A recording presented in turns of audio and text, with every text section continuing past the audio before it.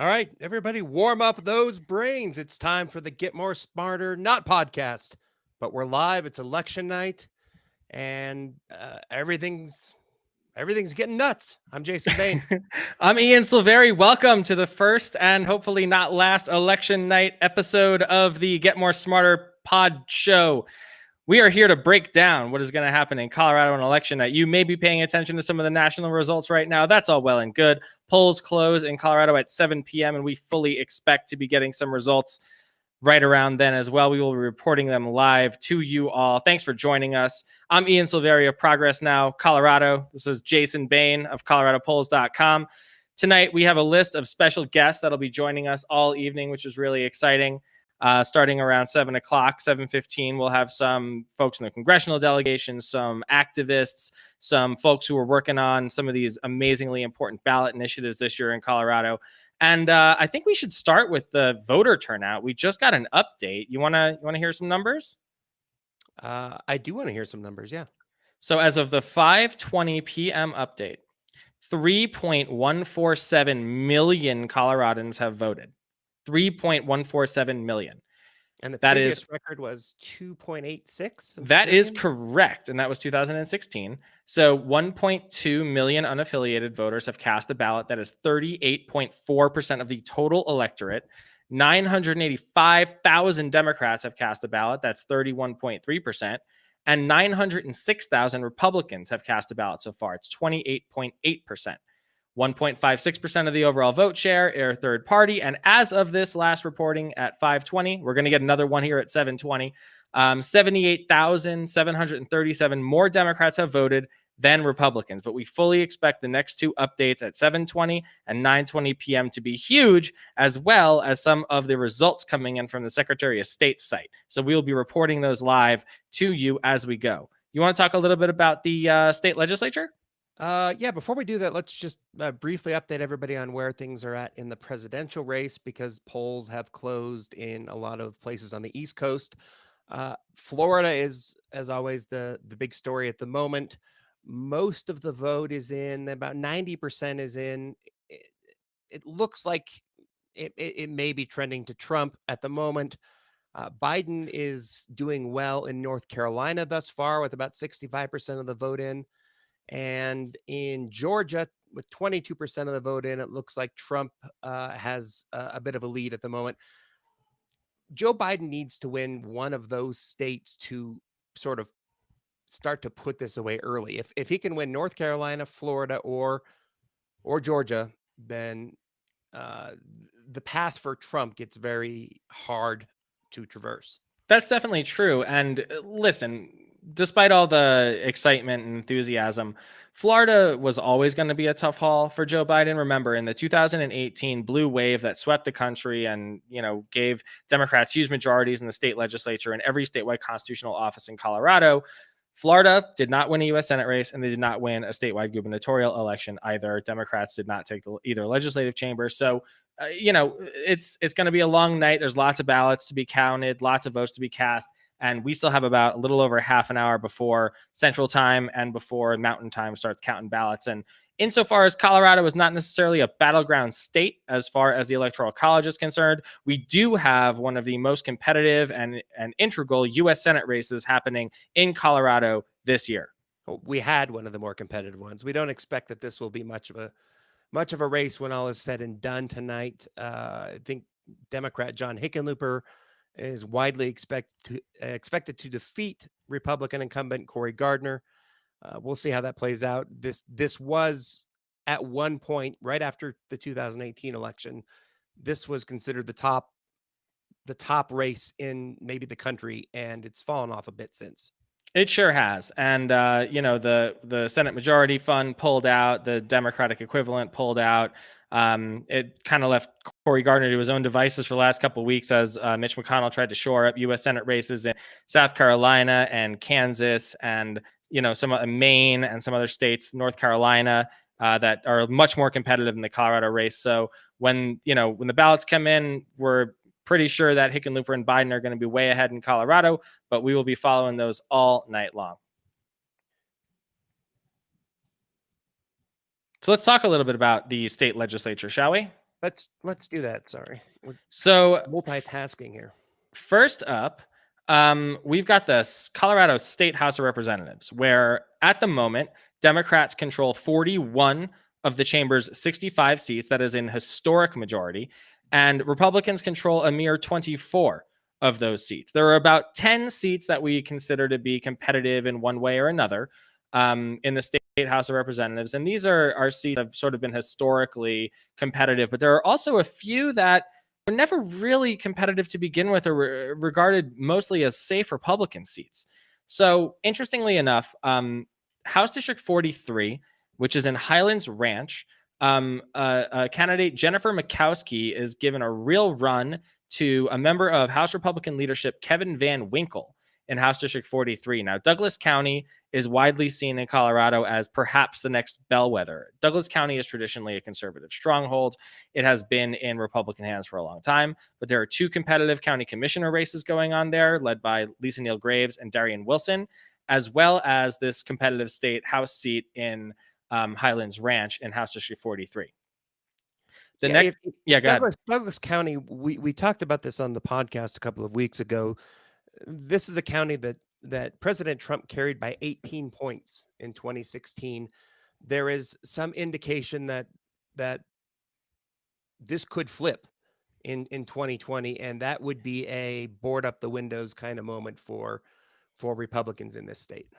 I compared Douglas County to the Jefferson County that I saw 15 years or so ago when I moved here. That was a red county trending purple. I think Douglas County is probably on the front end of that trend if it is to experience it. Sure. But that's a very competitive race, and we'll see what happens this evening. We expect voter turnout to be extremely high in that district. Democrats in we should say too in the state house, there is no expectation that anything will happen other than Democrats maintaining their House majority. The question is whether seats will be picked up here or there, but there's really no danger for Democrats of losing that majority in the state house this year. That's an excellent point. 33 seats is the majority in the state house, which has a total of 65 seats. And the chamber has changed hands a few times over the decade. In 2010, Republicans won it and held it for 2 years. In 2012, Democrats took it back, almost lost it in 2014, but hung on to it, re-expanded their majority back in 2016. 2018, historic blue wave in Colorado. They re-expanded that once again to a 41-seat historic majority. And here we are. I think you're right. There's very little, chance that the actual chamber flips to Republicans. The question is, are Democrats able to maintain their historic 41-seat majority, add to it, or are they going to lose their seat or two because it's a presidential year and a lot of folks who sat 2018 out are actually showing up this year? We're going to find out in a short little while here. Should we keep talking about the other races? Yeah, let's go. Let's go over to the Senate. Similar deal there in the state Senate, where we don't expect Democrats to lose majority control this year. The question again of whether seats will be picked up here or there, if a few things are shuffled around, perhaps, but it looks like this will probably remain a Democratic majority when all is said and done. There are only a few competitive seats in the Senate every cycle. It's a much smaller chamber at 35. Democrats currently have a 19-seat majority against Republicans' 16-seat minority. And there are about 5 or 6 seats that are sort of widely considered to be competitive in some way, shape, or form. The Democratic incumbents, Jeff Bridges in Arapahoe County and Rachel Zenzinger in Jefferson County, are widely expected to win their re-election races, perhaps by double digits, whereas the pickup seats or the battlegrounds, Republicans, despite being in the minority, are actually playing defense right now, which is really interesting. So the pickup seats are in Arapahoe County. Jack Tate's seat, Senator Tate decided not to seek re-election. So Republicans have nominated attorney and former Deputy Secretary of State Suzanne Steyert against Chris Kolker, the Democratic incumbent, who very narrowly lost a state House race in 2018 in House District 38 against Representative Susan Beckman. Another seat that Democrats are playing for is out in the mountains, Senate District 8, which is Carl Hanlon, the Democratic nominee, against Bob Rankin, the Republican incumbent. That is widely regarded to be a competitive race as well. And rounding out the competitive possible Senate pickups is Kevin Priola in Adams County, a Republican incumbent who has survived lots of challenges throughout the years, facing a really amazing challenge from Paula Dickerson, a local teacher out there. So the Senate, unlikely to flip. Democrats are likely to keep their 2 seats. The question is, are they able to expand the 19-seat majority to a 20, 21, or maybe even 22-seat majority? There's also a seat up in Weld County, formerly held by Vicky Marble, which is now an open seat competitive between Barb Kirkmeyer and Sally Bacella. An open seat, Barb Kirkmeyer, Republican County Commissioner, Sally Bacella taking on her in the open seat. So a little bit later tonight, we've got a good guest list for you. Congresswoman Diana DeGette will join us. Actually, the entire Democratic delegation at some point. Representative Jason Crow, Representative Ed Perlmutter, Representative Joe Neguse. We expect to hear from Governor Jared Polis at some point. We're not sure exactly when. So you may be watching, and he's just going to show up, which is I kind of think is which is fun. Yeah, I the kind of like governor is that. just going to Zoom bomb the Get More Smarter live stream. Right. Right. And we'll talk to Denver Mayor Michael Hancock. We'll talk to State Senator Julie Gonzalez, State Senator Faith Winter, uh, State Rep Matt Gray, and House Majority Leader Alec Garnett at some point too. So A we've got a full star-studded schedule. affair here on the Get More Smarter live show tonight. It is one of those things where everyone's sitting home because of the pandemic. So we were fortunately able to get a lot of folks to agree to join us tonight. So those guests will start showing up right after we see the initial returns. Should we talk a little bit about the statewide ballot initiatives that we're planning on, that voters have cast ballots on and still technically casting ballots on right now? Yeah, there were a lot of those There were this year. 11 statewide ballot initiatives, in fact, and the poor voters in Denver, I feel very sorry for them. They actually had to decide on 12 additional local measures on top of the 11 statewide ballot initiatives. That is like Yeah, quite a lot their of. ballot was a phone book, pretty much. It's one of these things where it's like Colorado has quite a bit of democracy. And when I say that, I mean like the voters have a lot of power to enact policy. But 21 different ballot initiatives, if you live in Denver, that's like a legislative committee hearing. That's like quite a lot of policy decisions to make if you're just a regular person trying to like fill out your ballot and get it turned in time. So the big ones on the ballot measure side, I would say for me the biggest one is probably Amendment B, which is the first one on your ballot. That's to repeal the Gallagher Amendment and give the Colorado state budget a little bit of room to finally work with, hopefully. And that one, I mean, like I said, I think that's the one that I think will have the most immediate impact if it passes, in terms of how things change in the state of Colorado. What other ones are you keeping an eye on at this point? Let's talk about Gallagher for another minute, though. It's not just the state share of revenue that gets changed when if The local share, Gallagher right? gets repealed. It's that local share of school district property tax money that really will probably get a boost over time. This doesn't increase property tax rates at all. What it will do is remove the re-ratioing that happens every so often, according to the current Gallagher amendment, which says that 45% of the state's total amount of property tax revenue has to come from residential and 55% has to come from commercial. That has tilted the playing field to keep residential property taxes very, very low, commercial property taxes relatively high. But what it's really done is like starved the schools of much needed revenue, especially during the pandemic. And we're going to see more and more budget cuts. The last poll that was released publicly on this had 61% of the vote undecided. So it is sort of anybody's guess on how this one is going to turn out. And that's a really interesting statistic because what we've seen and what we've been talking about a lot this cycle is the percentage of voters overall who are undecided on the top ticket races is pretty minuscule. And people had made up their minds months ago. Yep, I think that's probably right. I mean, we were talking about undecided voters in the realm of 3 to 5%, nothing enormous at all whatsoever. But, we're talking about, margins that are enormous in some of these ballot initiatives because quite frankly, they're pretty confusing when you read them off the ballot that you're supposed to be voting on. Yeah, some of them are complicated. Then there's some of them like the Amendment 76 that was citizenship qualification of electors. It was the language was about 10 words. I think it was like, should somebody who's a citizen be allowed to vote or something? I mean, it was This is one of the problems with voters making policy on the ballot. It's that this thing sounds, oh yeah, of course, only citizens can vote. Well, that's already the law.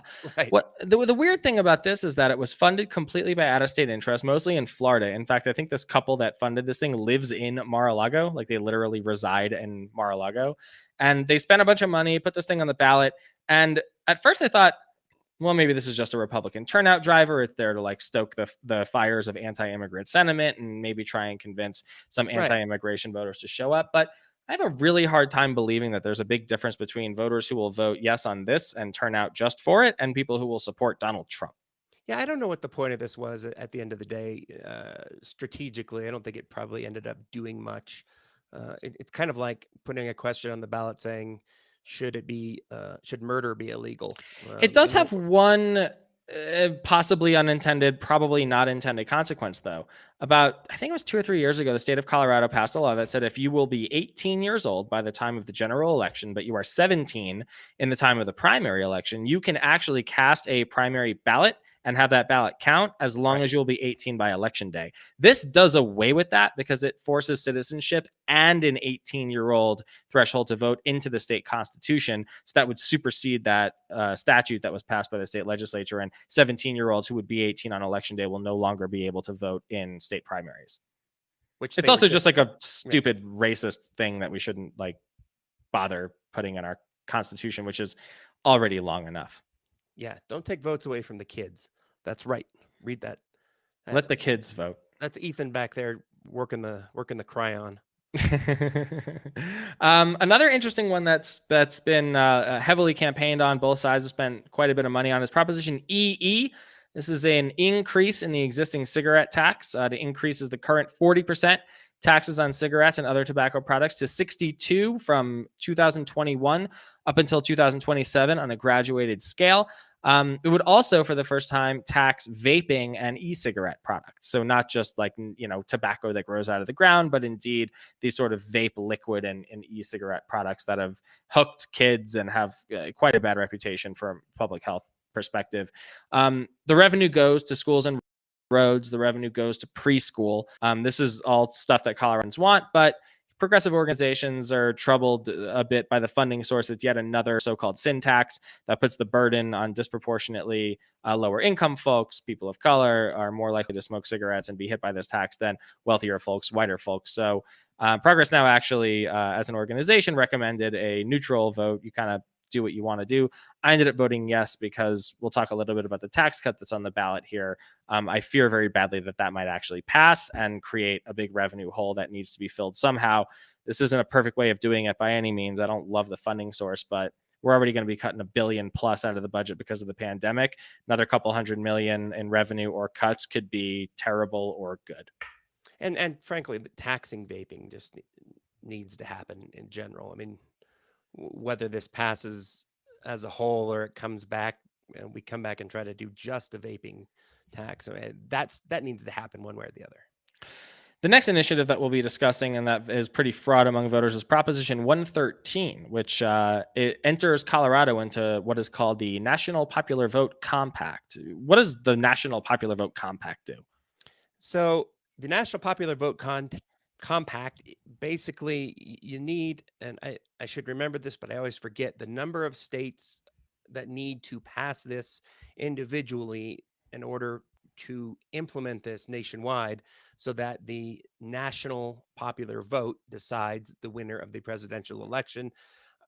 The way I always explain this is uh, if you don't know how the electoral college works, and pretty much no one does, why are we doing this? Well, we're all learning it tonight. I mean, Right. every 4 years, everyone gets an education in the Electoral College and like, oh, this is how it works. And so it's 270 votes, right, is what you need to win the presidency out of the Electoral College.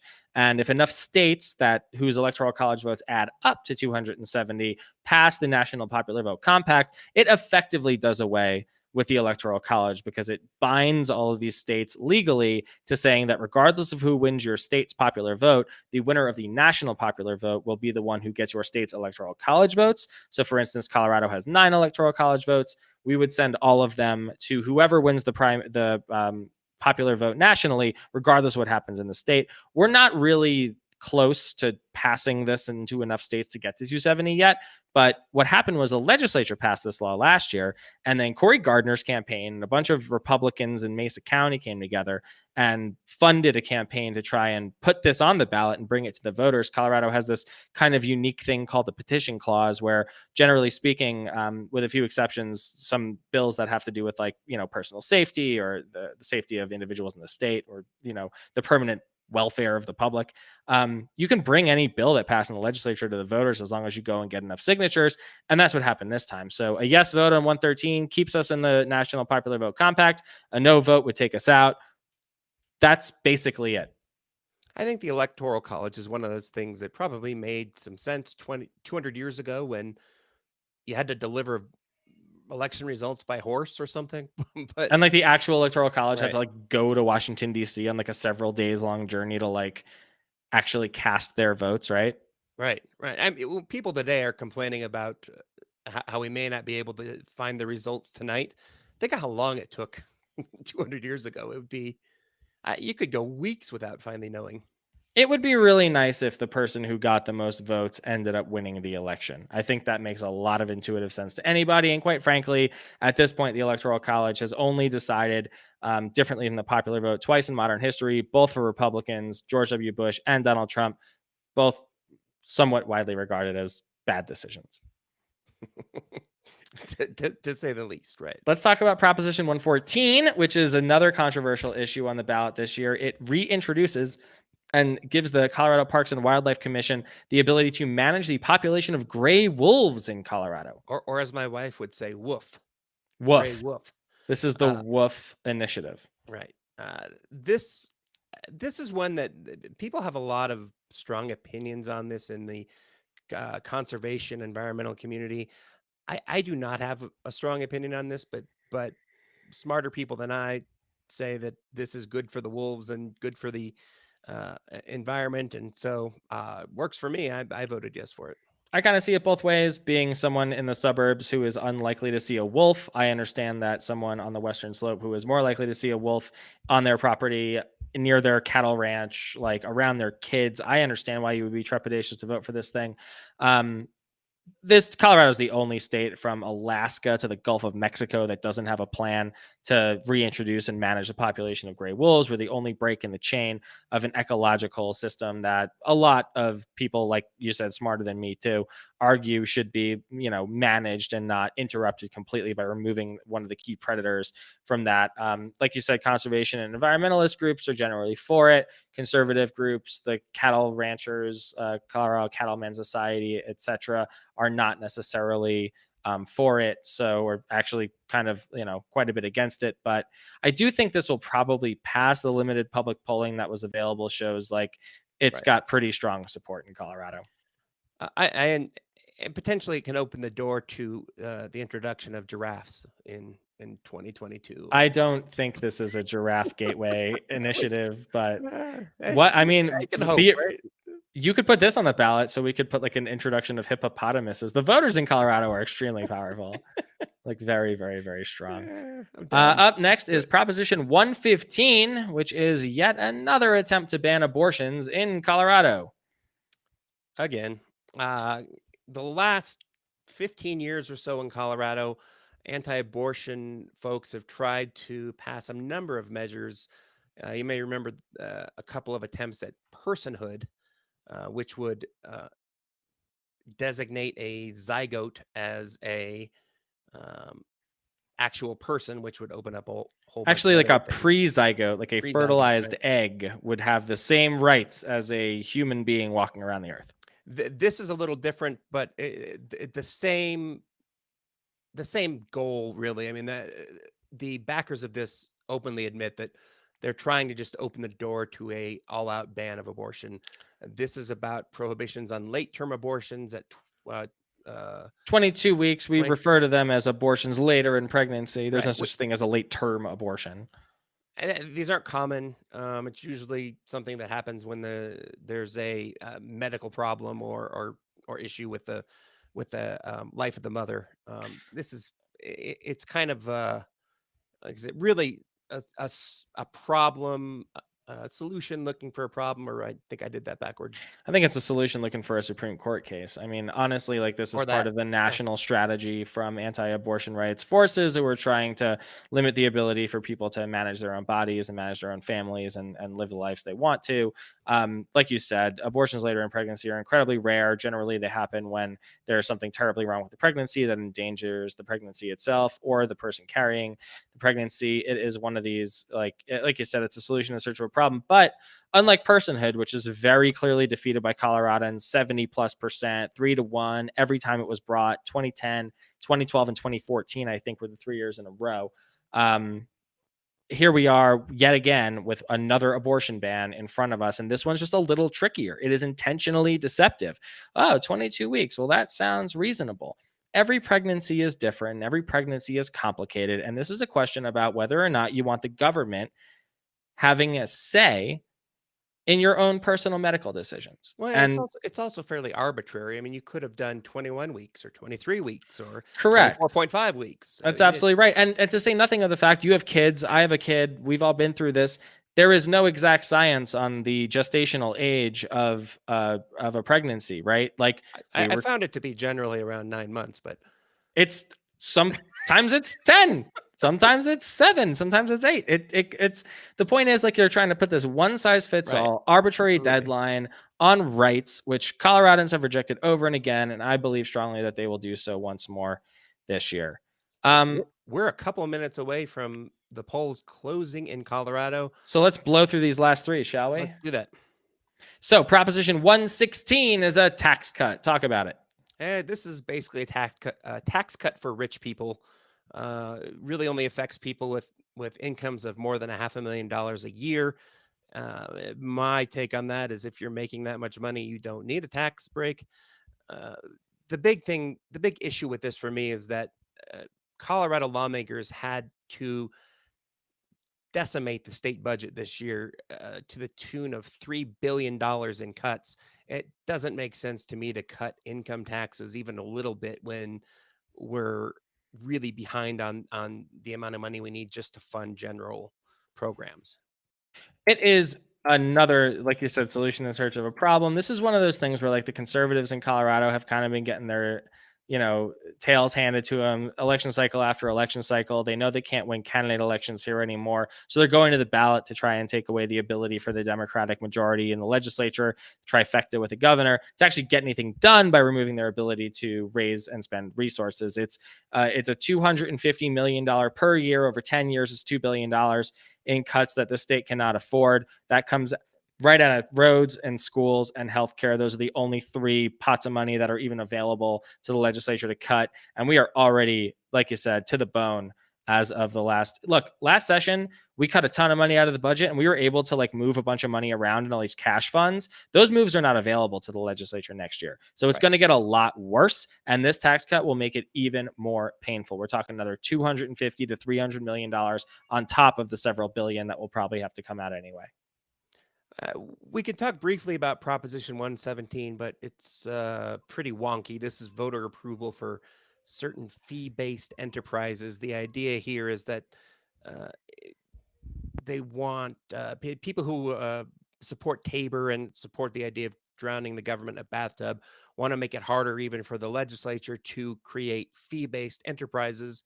To me, it kind of defeats the purpose of having a legislature if we're going to vote on every single thing that they come up with. But uh, you know, Seems like a lot of work. Again, if you really liked voting on 21 initiatives and you live in Denver, this might be a proposition for you because it puts more confusing stuff in front of you every 2 years when you have to cast a ballot. Sometimes every year there are odd year elections in Colorado where you vote on fiscal measures.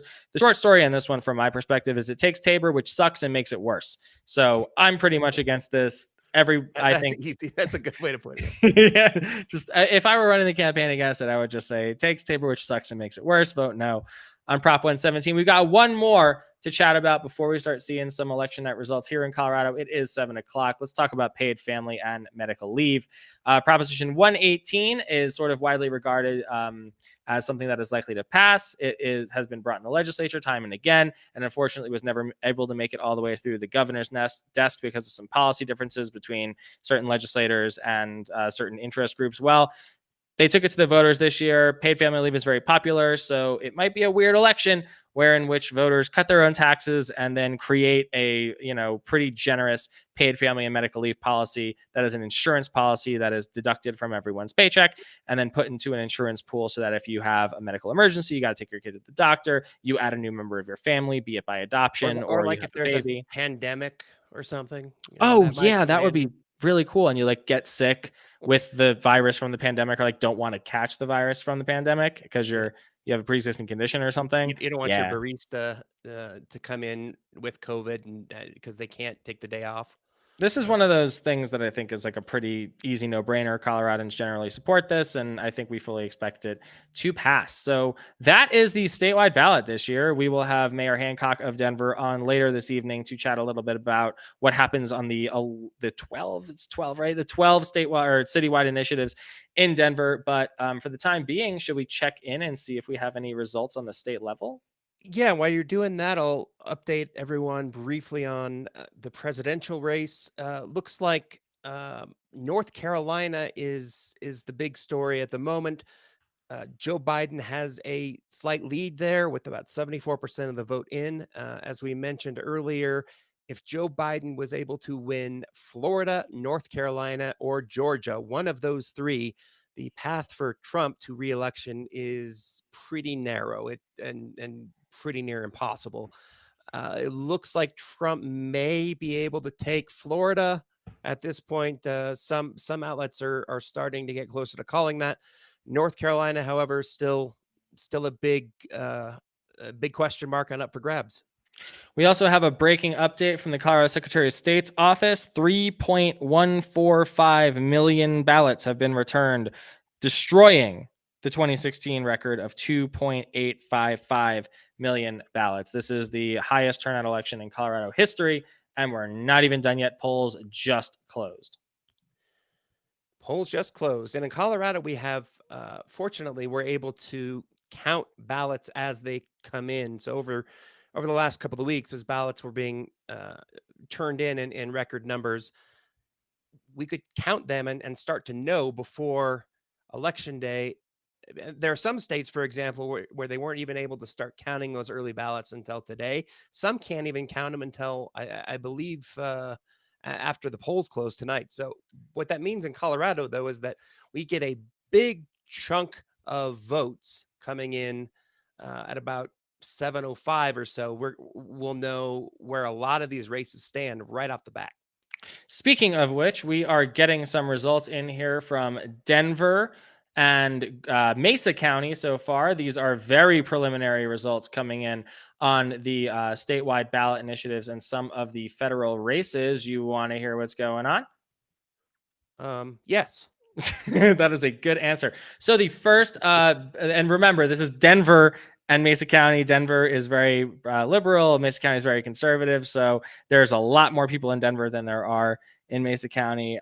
But Joe Biden opens up a commanding initial lead with 71% of the vote to Donald Trump's 26.9% of the vote. That is only about 370,000 ballots out of the 3.7 million active voters and out of the 3.1 or 2 million ballots that have been cast so far. So there is still a long way to go. And similarly to that margin, John Hickenlooper has opened up a very large lead in the first set of ballots against Cory Gardner. 70% of the vote for Hickenlooper and 28.7% of the vote for Cory Gardner. A couple other things to Fox note. News apparently has called Colorado for Biden and Hickenlooper. That's it. I think you could do. I think that probably makes sense in general. Hickenlooper at this point, with one county reporting, is about double Cory Gardner's vote. So that's a tough thing to make up. The county is Denver, though, so let's not get too far ahead of ourselves. As far as I'm concerned, we still got a long night ahead of number of us. votes. What happens in? I mean, it's what happened in. If you go back to 2004, when Ken Salazar beat Pete Coors in the race for U.S. Senate, where Salazar really won, was in Denver because of how many votes he took beyond what Coors was able to get. We know Denver is going to go Democratic, but you get 200,000 more votes out of Denver than you get out of any other county. We got some Jeffco numbers in here, so I would like to talk a little bit about some of the Jefferson County races here. Alexis King, candidate for district attorney, has opened up a huge 11-point lead over her Republican opponent, Matthew Durkin, for the open first judicial district attorney's seat being vacated by Pete Weir after him being termed out. Alexis King had a pretty rough primary against Jake Lilly, but emerged victorious, and it looks like she was able to roll that campaign into a really strong general election, not all the votes in Jeffco are counted. Jeffco, for the majority of the vote counting period until about yesterday, had the largest number of ballots turned in and the largest percent of voters in the state of Colorado. Denver slightly overtook them, and then El Paso County slightly overtook them on the raw vote, but I'm not so sure about percentages. But this is very, very good news for the people of Jefferson County. This was one of the few seats that was not up in 2018, so didn't have the chance to go blue. And here we are with Alexis King taking an early and commanding lead of over 11 points. It's a telling result for Colorado in general, as we've discussed before on the podcast. Jefferson County is usually the county with the highest number of votes in Colorado.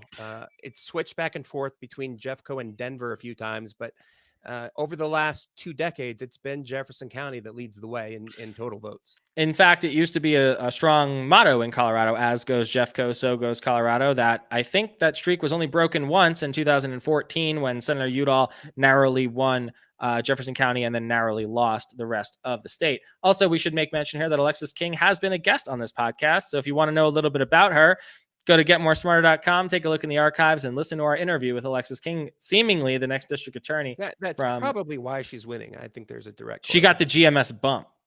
That's right. That is a big bump you're going to get. So since Jefferson County is the home of a lot of our competitive state legislative races, I think we should probably check in there. What do you think? Let's do that. All right. So drum roll, please. We are going over to Jefferson County, and we're going to look at some of the battleground districts.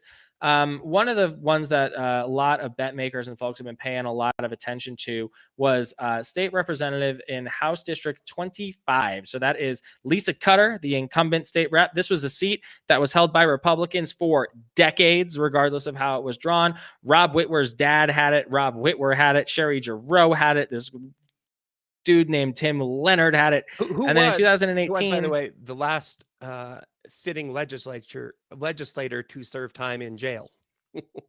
Yes, his mugshot made its way around the campaign trail, but he actually did not run in 2018. He was replaced by Steve Stutenbach, who lost to Lisa Cutter, and it looks like Representative Cutter might be headed for another re-election here of 53.8% of the vote in Jeffco. With the county reporting, there are still precincts out there. Don Rozier, her opponent, former Jefferson County commissioner, at 46% of the vote. It looks pretty good for Lisa Cutter over there. That's a big deal for Democrats in this sense, and a bad deal for Republicans, because this was a seat that Republicans felt like maybe they could take back in 2020. And I think there were a lot of folks even on the Democratic side who were expecting this to be a fairly close race. And it, as if it keeps trending the way it's trending, it's looks like Cutter's going to have a relatively comfortable. Rozier would need a huge surge on election day in order to make a difference here and take it. We're not in the business of calling races around here. We leave that to the pros.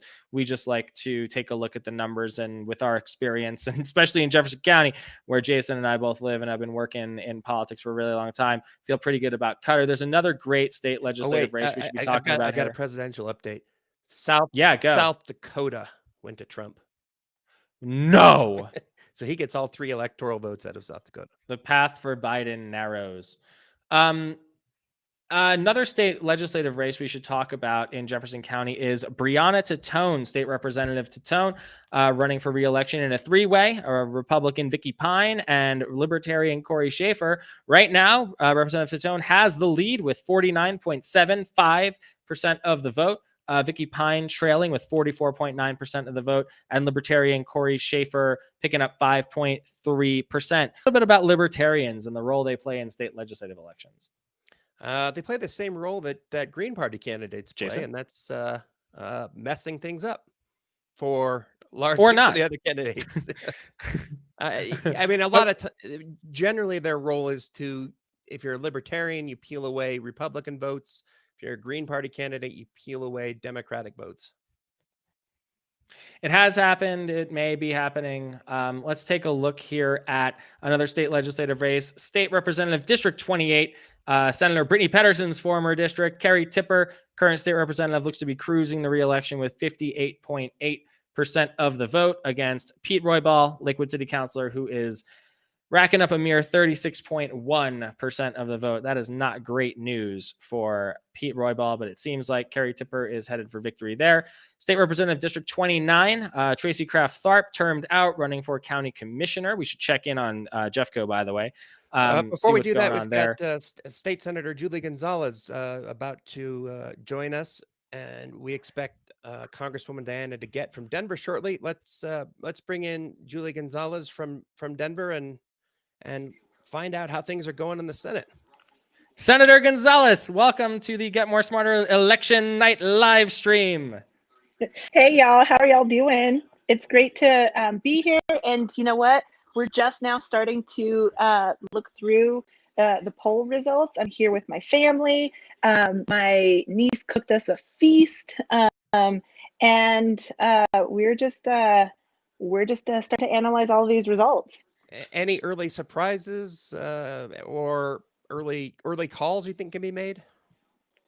You know, at this point, the polls are just closing, and actually, I've been coordinating because we still have folks in line at Barnum Rec Center, which is in West Denver, a huge center for Latino voters. And so we had, right when polls are closing, I think we had about a half-hour wait. And so right now, that's where I was focusing my time to try to get make sure that folks stayed in line. We had volunteers from and folks from House District 4 go out and make sure that those folks were supported and got Mexican candy and pizza, and so really stoked about that. That's great. It's important to support folks at the polls, especially it's November in Colorado, and insofar as it's a nice day outside, it does get chilly at night. So let's talk a little bit about the state Senate before you get previewed some of these results. And do you have any races you'd like to update us on? So right now, we're going to be watching closely all night Chris Kolker's race and Paula Dickerson's race up in Adams County. Chris Kolker's down in Arapahoe. And we're going to be watching those two races super closely because we are really trying hard to grow and expand our majority in the state Senate. And we're also watching and cheering for Carl Hanlon He's got an early lead, by the way, Carl Hanlon. Which is really, and that to me is just a testament of the power of our vote and our GOTV efforts and our early vote efforts, you know. And so that's like, those are the races that I'm really excited about. Carbondale, Western Colorado. And there's a great county commissioner candidate running, Beatriz Soto, who was also just really turning out a new segment of voters who often had just sat out those elections. And so hoping that those all point to good signals for Carl. We are getting some results in here from Arapahoe County. Jeff Bridges has 61.5% of the vote against Republican challenger Bob Roth with 36% of the vote. And Chris Kolker takes an early commanding lead with 56.6% of the vote to Suzanne Steyert's 43.4% of the vote. We said this before you got here, Senator. We're not in the business of calling races, but my goodness, those are some big early leads opening up for some of the most competitive seats. Now, there's another race that I'd like to pick your brain about a little bit, and that is the Weld County seat, Senate District 23. I don't know what. There's three counties in this numbers district, but yeah, right now, Sally Bacella takes a 61% lead to Barb Kirkmeyer's 38.9% of the vote. Now, it is still early. There are only 37,000 votes cast in this district, but what do you say about that? You know what? I think that this demonstrates the power of the blue wave. It demonstrates the power of the work that we have been doing for years to field candidates who will work hard, and all four of the candidates who are running these competitive races in the state Senate, Chris Kolker, Paula Dickerson, Carl Hanlon, Sally Bacella, they're doing the work. Hey, Check it out. It's Davis. He's come to join us. And Senator Pedersen is here as well. Hi, Julie. What up? How are you? And the rest of the internet as well. Oh, and everyone else. We are feeling really good. Sorry, Senator. Please continue. Sally Bocello, that was one that I think was on the hopeful list, but maybe not probable way of looking at things, right? But it really demonstrates, Sally, she ran this, she has run an incredible race, as have all of the candidates, and have really expanded the map of what's possible, just by putting their nose to the grindstone. And in spite of a pandemic, in spite of all of these multiple crises, just finding creative ways to continue to contact voters, talk to them about what issues are most important to them, and earn their votes. And so all of these races are going to, I'm really confident about the power of each of those campaigns. Working through the Senate Democrats and the DSCF, our Senate Campaign Fund, to really support flipping as many seats blue as possible. Just so proud of the work that we were able to do this cycle, and those candidates have just done an incredible job, just taking whatever challenge came their way and turning that into a new opportunity and a new way to connect with voters on the ground about the issues that impacted them. Part of it is, how do you engage the swing voters, the swing demographics, right? That's one piece of it. Another piece of it is, how do you grow the pie? Right? How do you turn non-voters into voters? And I feel like each of those candidates in different ways have found really amazing ways to engage the electorate. It certainly helps that I don't know if you've heard Senator Gonzalez, but Colorado has been called for Joe Biden and for John Hickenlooper. Look at that. That's amazing. Shock. Yes. Wow. At 7:01, Wow. 1 minute after the That's polls it? So Corey's gone. That's it. We did it. That's it. He's done. I kind of felt like it would be a little less anticlimactic than that. I'll be honest. I thought there was going to be like fireworks or something. It's the margin that we're looking at now, though. Oh, God. Here's the fireworks. Wow. That's amazing. Well, we've got a couple more state Senate races we want to check in on. And we actually have Congresswoman DeGette joining us in the waiting room. So let's bring her in and walk through some of these other races. Hi, Congresswoman. How are you? Hi. Well, I'm great. I'm so glad to be with you. And I'm pleased they just called my race. So it looks like I will be going back to Congress to serve the 1st Congressional District for another term. Congratulations. Thank you. Not for nothing. Your seat was not necessarily in doubt, but it's nice to have it called, isn't it? I never take anything for granted. I believe that I have a interview with my constituents every 2 years, and that I have to make a case why I should be rehired. And it looks like it was probably in the high 70s that I won by. So I feel good. Well, before we continue chatting a little bit about Congress, let's head back to Senator Gonzalez and let's chat a little bit more about these state Senate races. It looks like Carl Hanlon out there on the Western Slope has opened up a bit of a lead over incumbent Republican Bob Rankin. 23,000 votes for Carl Hanlon. That's 53% of the vote. To Rankin's 20,000. That is 47% of the vote. Now, that's only 1 out of 7 counties reporting. But Senator Gonzalez, what does that say? What are we looking for in Senate District 8? It demonstrates the power of our work to encourage Dem voters and people who would vote for candidates like Carl Hanlon to get their votes in early, so that they get counted early. And the question is going to be whether or not the Republicans try to catch up. That's a hard lead that's a hard gap to try to close. So that looks super promising for Carl Hanlon. Now, Congresswoman DeGette, you were in the state legislature before you went to Congress. Did you ever think you'd be looking at a 40-plus seat Democratic majority in the House and a 20-plus seat Democratic majority in the Senate? Julie, I'm so proud of the work all of you have done, because that does not come easily. What it shows is that Colorado really is changing, and it has become a much more progressive state. I'll just give you an example. You know, I've got this wilderness bill I've been trying to pass for 20 years. And we had a poll done over on the Western Slope last fall, and it showed that something like 67% of the people on the Western Slope wanted more wilderness. That just shows how the demographics of Colorado have changed. And then combined with that, the leadership of the state house and the state senate and the Colorado Democratic Party really consolidating those different interest groups and getting people out to vote. It's been extraordinary. And I'm so proud.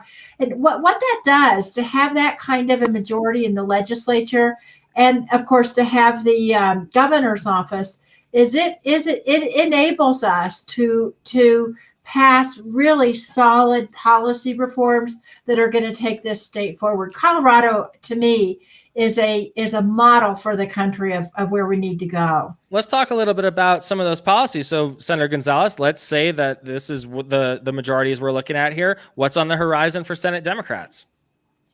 You know, for me, we have to recognize that as we build back and rebuild our economy, we have to build with equity in mind. We have to make sure that the people who were hardest hit by the pandemic and the economic crisis and the climate crisis and the racial reckoning, that they are at the forefront of the recovery. And we've seen that in the data, right? We've seen the ways that high wage earners, they felt a blip with the pandemic, but they're doing all right. Whereas middle class folks and low wage workers have really been hard hit. And so as we think through what the solutions look like for all Coloradans, for our economic recovery, we have to be thinking about equity first and foremost. Second, I was just going to add that, I serve on the Judiciary Committee, and what we've seen a lot of really amazing policy happen during the pandemic that for years DAs and sheriffs say, oh, we can't do that. That's too hard. Well, guess what? Right. It's now commonplace. And so we need to concretize and codify those policies. Yeah.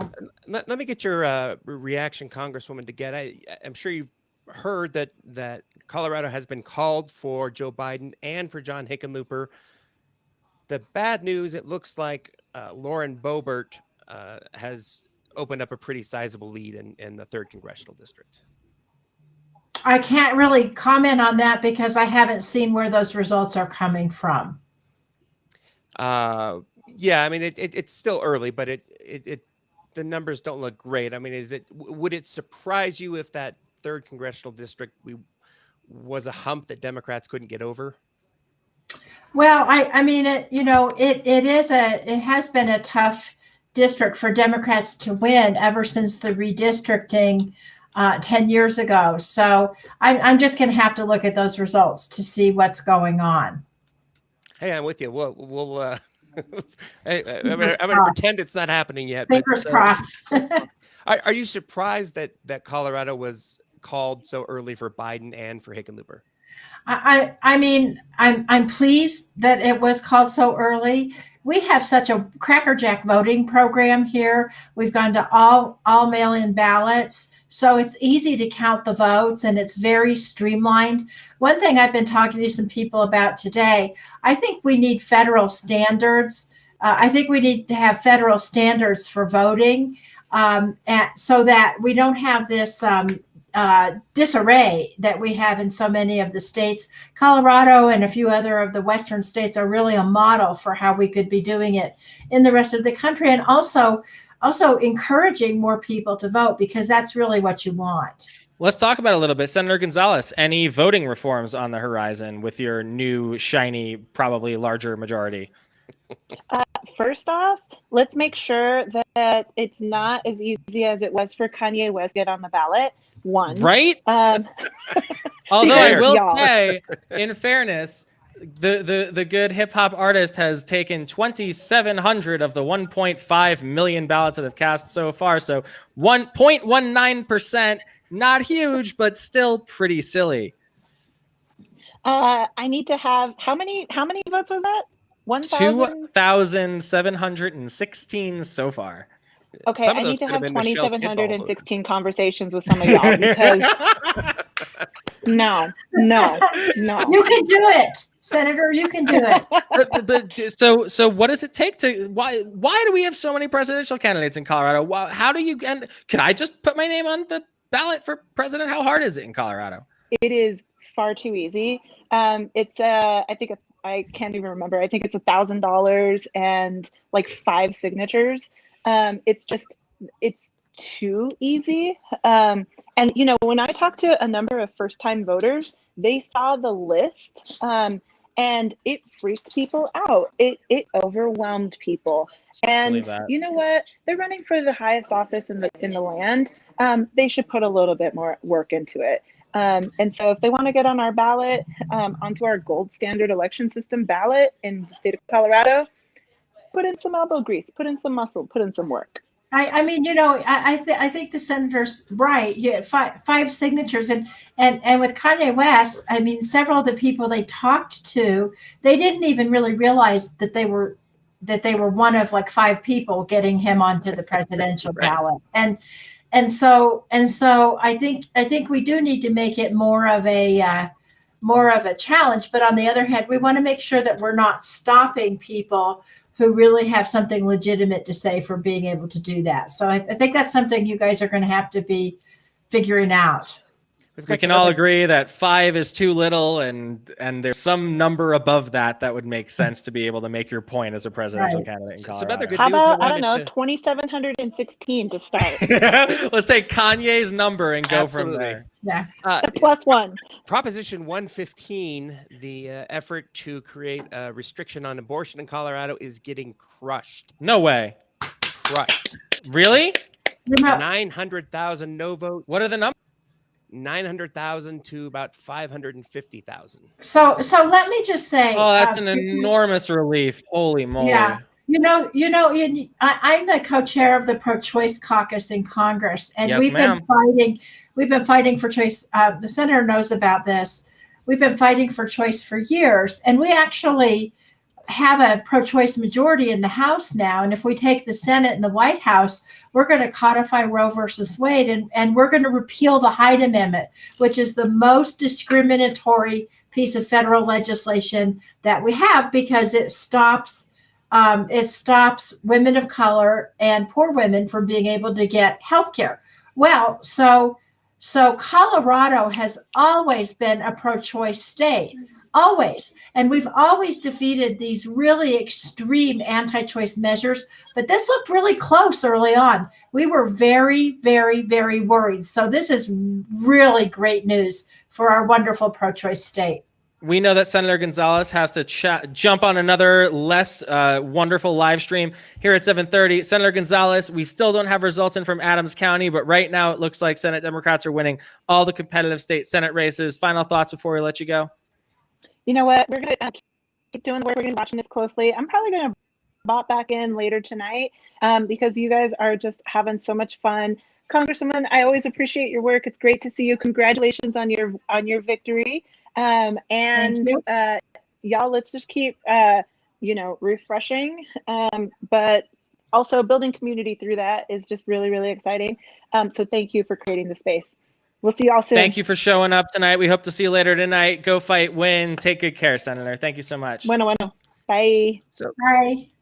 Congresswoman DeGette, let me ask you, where are you really personally looking at right now? What are you waiting to come in? Is it a state nationally? Is it some other race? Well, I'm looking at, and again, when I got on this call, I haven't seen anything since I got on this call, but I'm looking at North Carolina. I'm looking at Ohio. I'm looking at all of the Rust Belt states. People, they get involved in the media back and forth between Broward counties coming in. Oh, here's Miami-Dade, but they forget the fact that Joe Biden doesn't even need Florida, and in fact, he hasn't even. He prioritized it a little bit, but But we don't have all the votes in there. Donald Trump is ahead a little bit in Florida. But if you look at North Carolina, if you look at Ohio, if you look at Pennsylvania, Michigan, Minnesota, I mean, if you go through and you see the states that Joe Biden is winning, and if you look at where he's winning in the suburbs, and he's winning in some of these blue collar areas that Donald Trump took away from Hillary Clinton a few years ago. Right now, Biden is up about 2 percentage points in North Carolina with Ooh. 80% of the vote in. So, Wow. if he wins North Carolina, this turns into maybe a much shorter night than we thought. Yeah, Well, I mean, he can't. Joe Biden can lose North Carolina and Florida and Georgia and Texas, and still win by a healthy amount. People forget that. I mean, what we're really looking at is the upper Midwest, Michigan, Minnesota, Wisconsin, Pennsylvania, and then of course Arizona. I don't know if the polls are even closed in Arizona, but imagine if Biden is doing as well as he is every place else, he's going to do great in Arizona and Nevada. yes, ma'am. So let's bring it back to Colorado a little bit and just do some updates on the races. It looks like Jason said this earlier. A lot of national reporting outfits have called Colorado for Joe Biden, have called Colorado for John Hickenlooper defeating Cory Gardner. It looks like currently Biden has 57% of the vote to Trump's 40.6. That is crushing. And John Hickenlooper, former governor of Colorado, looks like he is headed to the U.S. Senate with 54.9% of the vote to Cory Gardner's 43% of the vote. Your reaction, Congresswoman? Well, I think about 6 years ago when Cory Gardner very narrowly defeated Mark Udall. And back then, I served with Mark Udall both in the House and then when he was in the Senate. And he was a wonderful public servant, and he was an incredible representative for public lands. Cory Gardner fooled the voters into thinking that he was actually moderate. And you've seen that ad that the Hickenlooper campaign closed with, where 6 years ago, Cory Gardner said, if I disagree with my party, I'll say so. And I've observed this for the last 6 years. Cory Gardner has never disagreed with his party on anything that mattered, When they tried to repeal the Affordable Care Act, people were calling me and saying to me, I can't get a hold of Cory Gardner because he's not answering his phone at his office, and the emails are rejected. So I called Cory Gardner on his cell phone. And you got through to him. That's great. Eventually. I got through to him, and he told me, he said the same thing to me. He said to everybody else, I'm still looking at the details. I'm reading it. I'm thinking of it. That was his MO. That's what he always did. And did he send you a form letter but then too? he would wring his hands. He would say that, and then he would vote with Donald Trump every time. Well, then what happened? Fast forward. So he decided I'm up for re-election, and so he decided to sponsor a reauthorization of the funding for the Land and Water Conservation Fund, a very important bill. But it's not like Cory Gardner had been a champion for public lands his entire time in the Senate. In fact, he had an 11% lifetime voting record from the League of Conservation Voters. And this is what irritates me about politicians, is when they say something and then they do something else, and then election year comes and lo, they're back to the same thing again. And so I think Coloradoans finally saw through this. This margin that John Hickenlooper is winning by is stunning. Yeah, and it looks like he may have fooled us once, but it didn't happen again. I also want to let you know, since you're not looking at the results and we are, it looks like Jason Crow is headed back to join you in Washington, D.C. once more with 58% of the vote on the first report. Knowing that Adams County is still out, that is a very good lead for him. And Ed Perlmutter, of course, himself carrying 60% of the vote. Looks like he's going back with you as well, Congresswoman. And I'm going to assume Joe Neguse will be easily reelected. Looks that way, yes. And it also looks like Diane Mitzbush is picking up some ground. So, like I say, you have to, in the third CD, you have to see where the votes are coming in from. Like if Mesa County is coming in, that's not going to look good. So we're just going to have to wait and see till all of the votes are counted. So let's take a look at the map now that you mentioned it. Ethan, can you click over on the U.S. Congress District 3 at the bottom of that screen? It says there's a map, and we've got some counties coming in. So this is going to test our Colorado geography. We've got Grand County, Routt County, Mesa County, Garfield County. It doesn't look like Pueblo is in, or Pueblo is starting to come in. And a few counties I cannot name without having. How about is Pitkin in? Is the Durango area in? Pitkin is in so far with Mitch Bush, has 78% of the vote in there. So let's go to La Plata County where Durango is and take a look there. No, La Plata has not reported yet. Gunnison, Mitch Bush has a healthy lead there, 63% of the vote. So I'm pretty sure. And then what about Eagle County? Nope, they haven't reported yet. So Mesa, I think, is probably carrying this quite a bit right now. Yep, Lauren Boebert with 61% of the vote in Mesa. Let's see if Pueblo has started to pull some votes in. Yep, they have. It's very close. Mitch Bush leads with 49.9. It's almost exactly 50% of the vote to Boebert's 46. Now, Pueblo is a county that has been sort of going back and forth for Democrats over the last couple of years. Looks like they may be sending their votes to a Democrat for Congress. What do you think about that? Well, the night's still young. Let's see what happens. Yes, indeed, it sure is. Guys, I got to pop off to go and do some more media, but yes, I'm always happy to be with you. And thank you. Keep it up. Thank you for joining us, and congratulations again. Thank you on your reelection. We'll talk to you again very soon. Yeah, thanks so much. Okay, bye. Congresswoman. Have a great night. You too. Congresswoman from the 1st Congressional District in Colorado, soundly reelected to the United States House of Representatives. I don't know if she's the longest serving member of the delegation or not, but she sure has been there for a long time. She will be, when she is sworn in January, she will become the longest serving federal office holder in Colorado history. I was wondering about that. All right, that's historic. So we just had the longest serving federal office holder in Colorado history on the Get More Smarter live show tonight. We do have some early results coming in from Adams County to report in the state Senate. Right now, it is nearly a dead heat with Kevin Priola having a smidge of a lead with 50.7% of the vote to Paula Dickerson's 49.3% of the vote. That is a difference of less than 1,000 votes, about 900. Expect this race to continue to go all night long. All night long. Yeah, that could be one of those that you need to wait until we wake up in the morning to find out how that went. Well, at least Adams County decided to report some stuff tonight. That's really nice of them. Let's check in on the statewide ballot initiatives that are still going on right now, shall we? Let's do that. I am madly scrolling as we talk. Before we do that, though, I do want to just check in on 2 important races here in Jefferson County.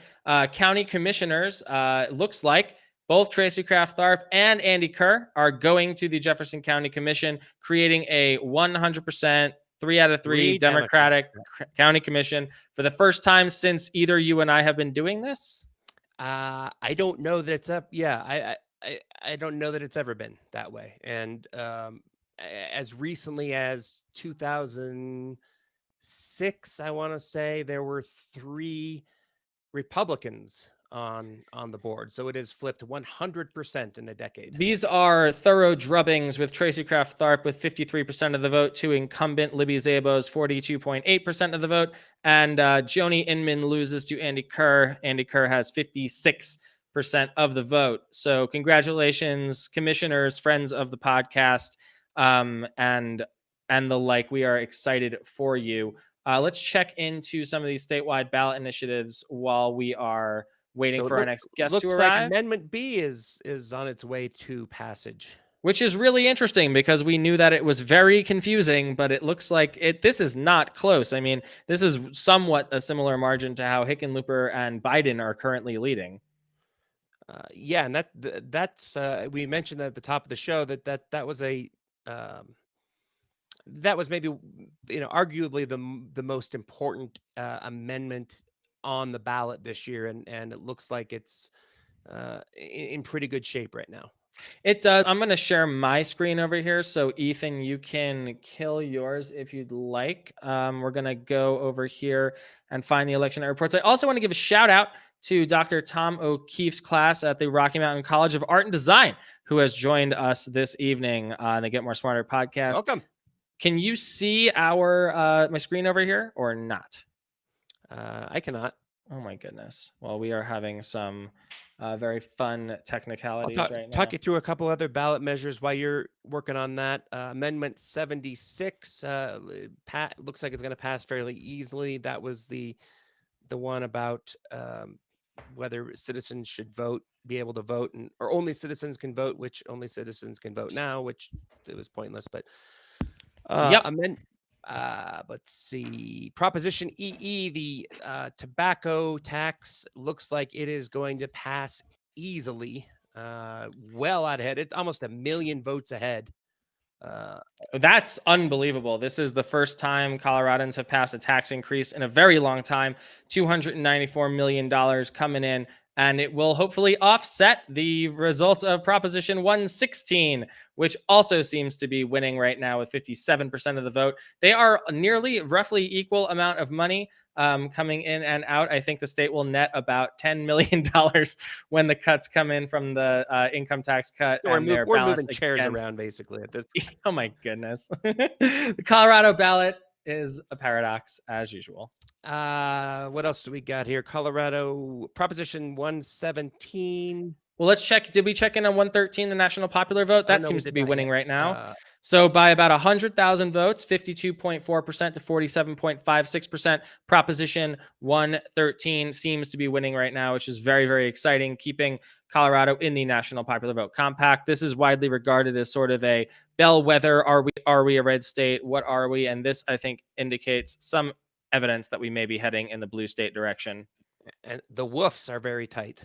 The Woofs are very tight. No takes the lead, 50.1% of the vote to 49.8% of the vote. Ethan, if you expand your screen, we might be able to see some of those percentages instead of just the raw vote totals. I got the percentages. There you go.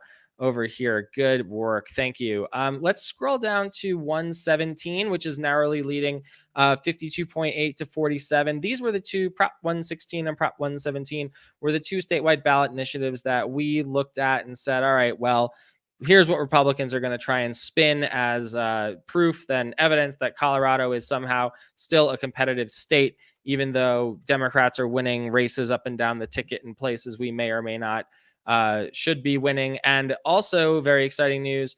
It looks like paid family and medical leave is running away with it with 56.6% of the vote to yes and 43.4% of the vote no. So here's what Colorado voters seem to have done.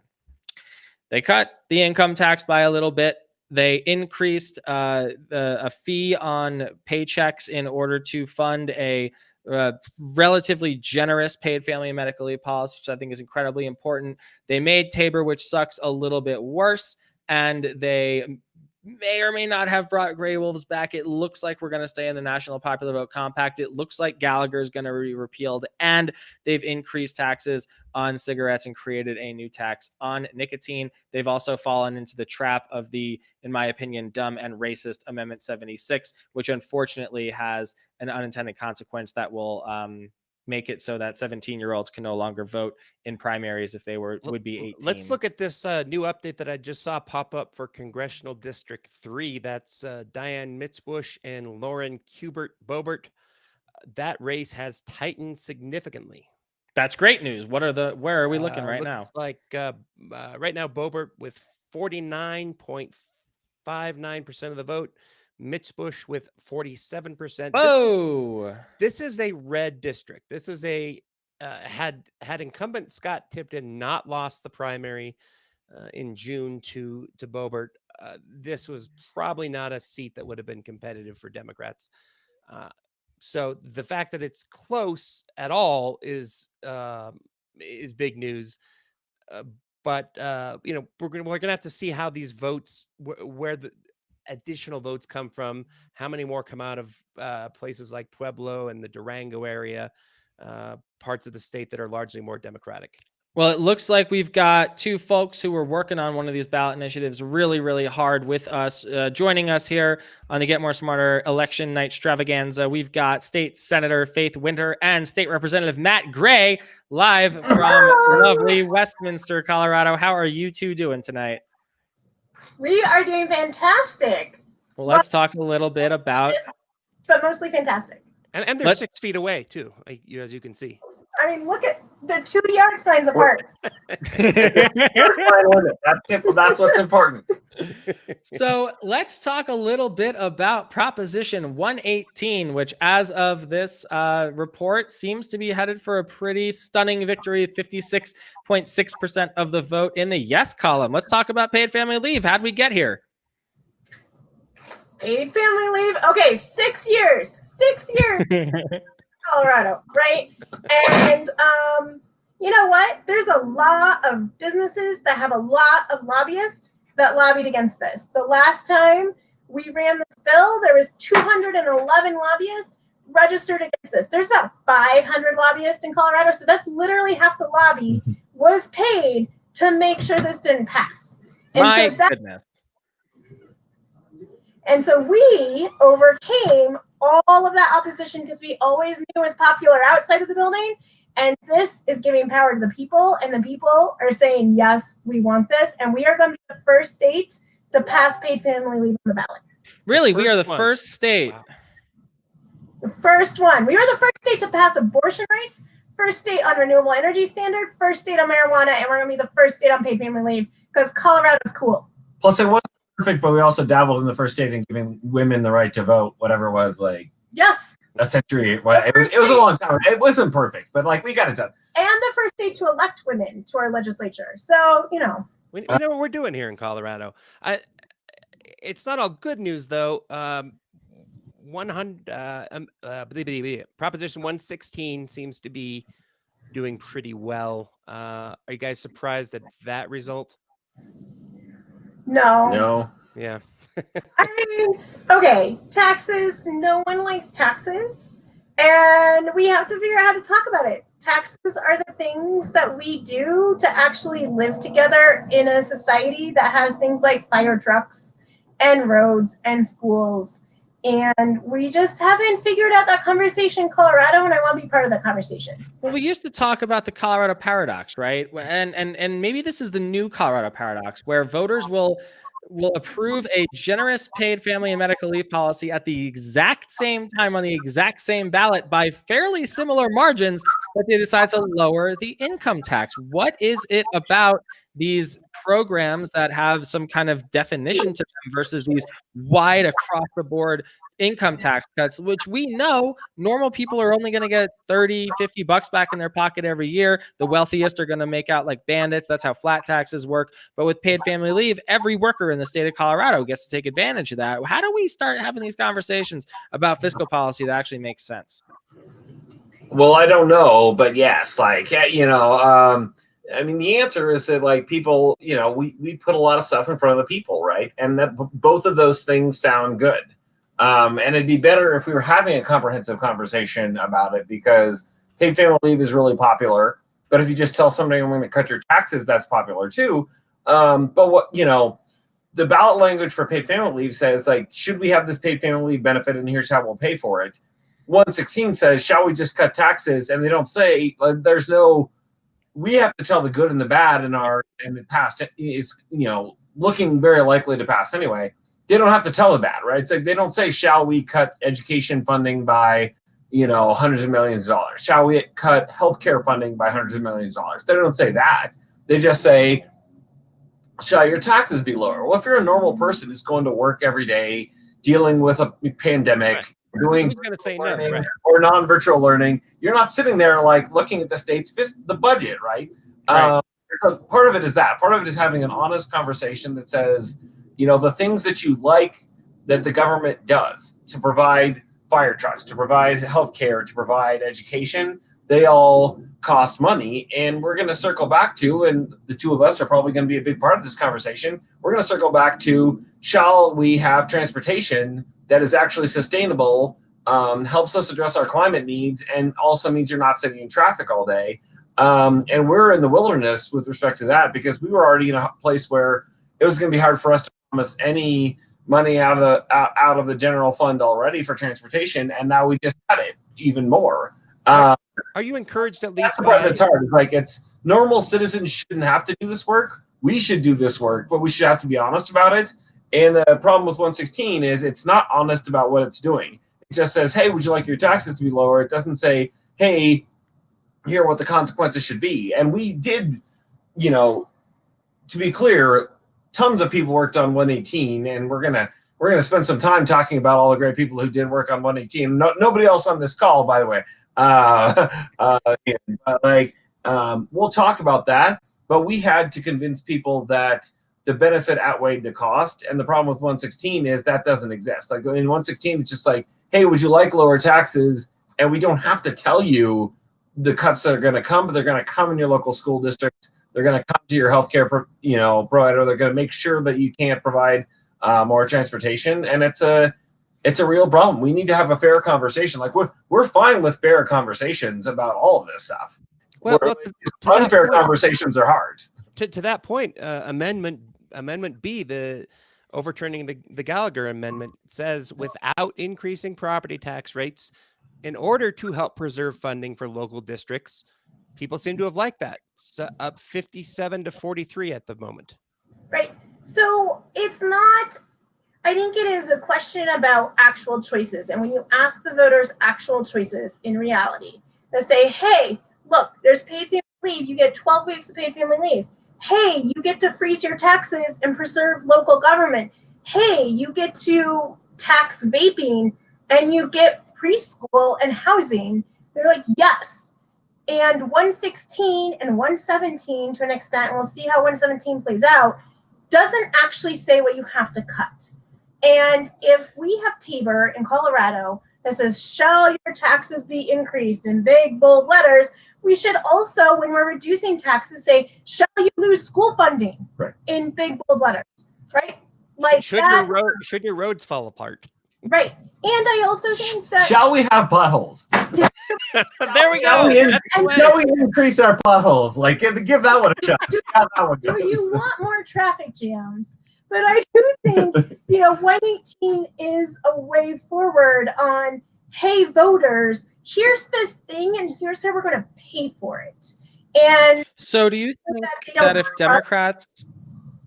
Do you think that if Democrats and progressives were a little more specific about what they wanted to do with additional revenue, just like this paid family medical leave program was just like, it's going to cost this much, here's where it's going, do you think then we would be able to generate some more revenue? Is it that voters don't want to just write the government a check and say, we trust you to spend it? They're not going to trust us. I mean, we're those politicians that no one should trust. And so we are talking as chairs of transportation, and we want to talk to the voters and say, hey, want to help climate change, want to reduce traffic, want better public transit?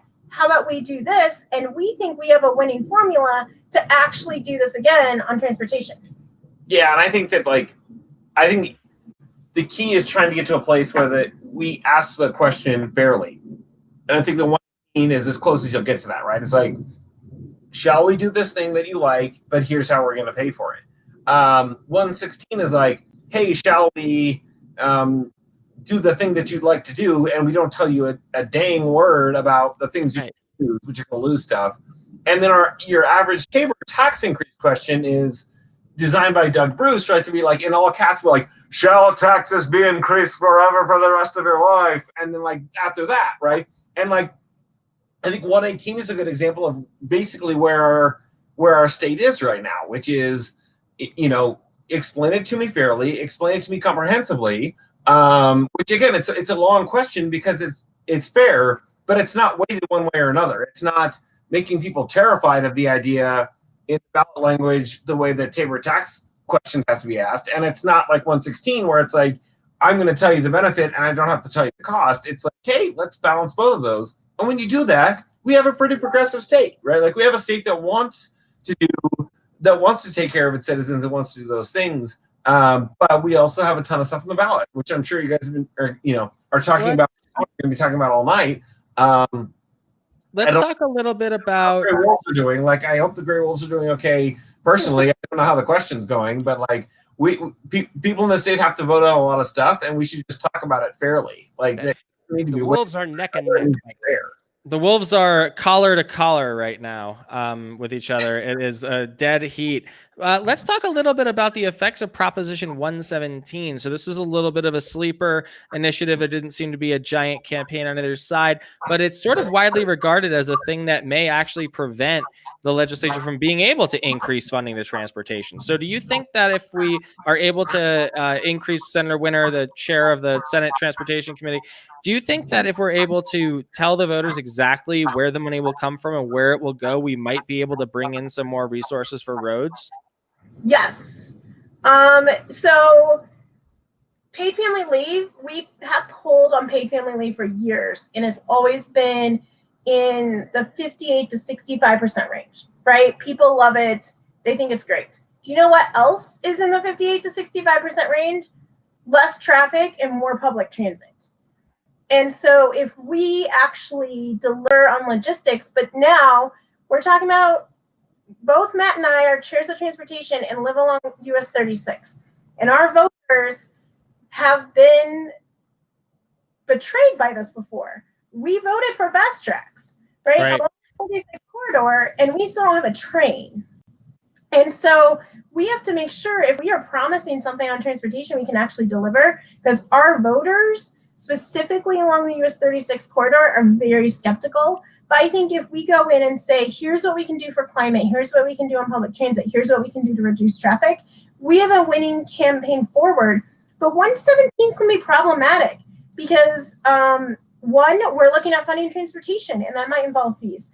1261 is a bill about climate change, and we need funding to make sure we're actually meeting our carbon reduction goals. If we can't create an enterprise to do climate change reductions, that's problematic.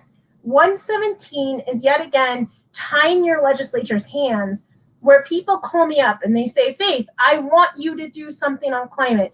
I want you to do something on transportation. I want you to do something on school funding. And I have to say, I'm sorry, it's in our Constitution. I can't. You have to. The voters have to. And that's really unfortunate. Well, at least for now, looks like Proposition 117 is tightening a bit. It's now leading about 52 to 48. So there's still a chance. Yeah, I mean, and the truth is like we have to deal with the Proposition 117 is exactly like Proposition 118, leading by more. But it's a statutory measure, right? Like it's not, it's guidance, maybe from the voters, but if the voters come through really cleanly divided, then it's something, again, like it's something that we should listen to, but it's also something that, as much as the next Republican administration / legislature could come in and try to gut the program that we've worked to try to build, it's something that we could say, like, look, here's the tweak that we have. But again, like, we're coming off of, it'll be a conversation to see. We'll see how the results come in, but they're all statutory measures, right? Like, so we're going to go, like, let's say it holds that way. Let's say 117 and 118 both pass. We're going to go to work to implement 118, a voter-approved enterprise that includes fees. And then also have a conversation about, okay, what do we, how do we look to the future to other things that we would do? Because, the voters have said, like, look, we're interested in this voter approval, and also we just approved your paid family leave overwhelmingly, and we just go back to work no matter what, because outside of like the Gallagher thing and the weird bingo thing, most of this stuff is not constitutional. It's sending legislators back to work, and then we go back to work and we figure out how to implement what they asked us to do. The weird bingo thing. I'm going to cut you off right there, Representative Senator Winner, Representative Matt Gray. Feel free to stick around, but it is my pleasure to introduce our friend Laura Packard, who has joined us to chat some of the federal races that are going on here. Laura, how are you tonight? I'm good because it looks like my cardboard friend here may be in retirement. It sure does. Right now, we've got with 2 counties fully reported, still a bunch of votes out there, but it looks really good. 55% of the vote goes to John Hickenlooper. 42.6% goes to Cory Gardner. Too bad, Cory. Laura, tell us your story. You've been working on Cory Gardner just about as hard as anybody in the state of Colorado for a couple of years here. And he was sort of your big project. You are a stage 4 cancer survivor. The ACA is something that you widely credit with having survived that bout and want to keep it, expand it, make it better for folks. Cory Gardner tried to take it away. Why did you focus so hard on Cory Gardner? Well, I tend to take it personally when elected officials threaten my health care and the health care of 2.4 million Coloradans with pre-existing conditions. I don't think that you should serve in office if your priorities are your fat cat donors and big corporate special interests instead of the people of Colorado. So it was a personal threat to my care and to the care of Coloradans I care about. So when you look at Colorado in the grand scheme of things, I don't know if you've been paying attention to the rest of the country right now. The Senate still seems to be a bit of a battleground. We've also got Katie Farnan here, who we should bring in and chat a little bit about Cory Gardner too. But I want to ask you both. Hi, Katie. Welcome to the live stream. So Laura's here. We were just chatting about our second favorite senator from Colorado, Cory Gardner, who looks like he has lost his bid for re-election. Let's talk a little bit about how that happened.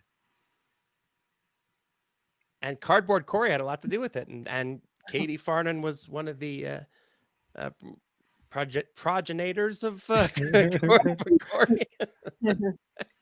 Yeah, it's kind of still hitting me. Like, seriously, I'm kind of dumbfounded. I am. I mean, In what way? It's real. I mean, I'm trying to like process it. It's been 4 years, and of course he was in office for 6, but for the past 4 years, a lot of new activists came on the scene, and I was one of them, and it's just taken up a lot of my time. So I'm still processing what that looks like. And yeah, I mean, I didn't doubt it, but I guess early on I did, but as it got closer, it kind of seemed like, an exercise in futility, him kind of linking his wagon to Lauren Boebert and kind of going all in with the extremists in his party, which seemed to be the entire Colorado GOP. So that's what you get. Thanks for playing. How many Cardboard Corys you have sitting around your house, you think?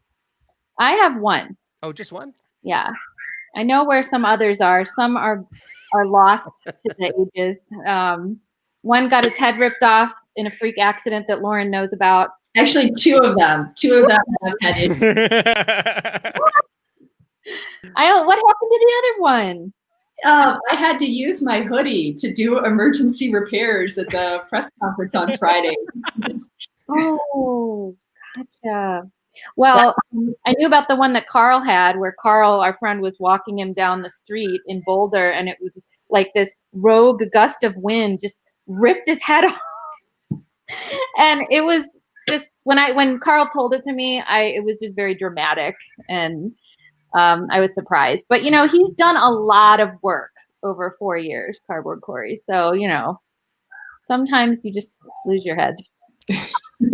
Oh my goodness. So Laura, tell us a little bit about how you got involved in Colorado, why you focus so hard on Cory Gardner.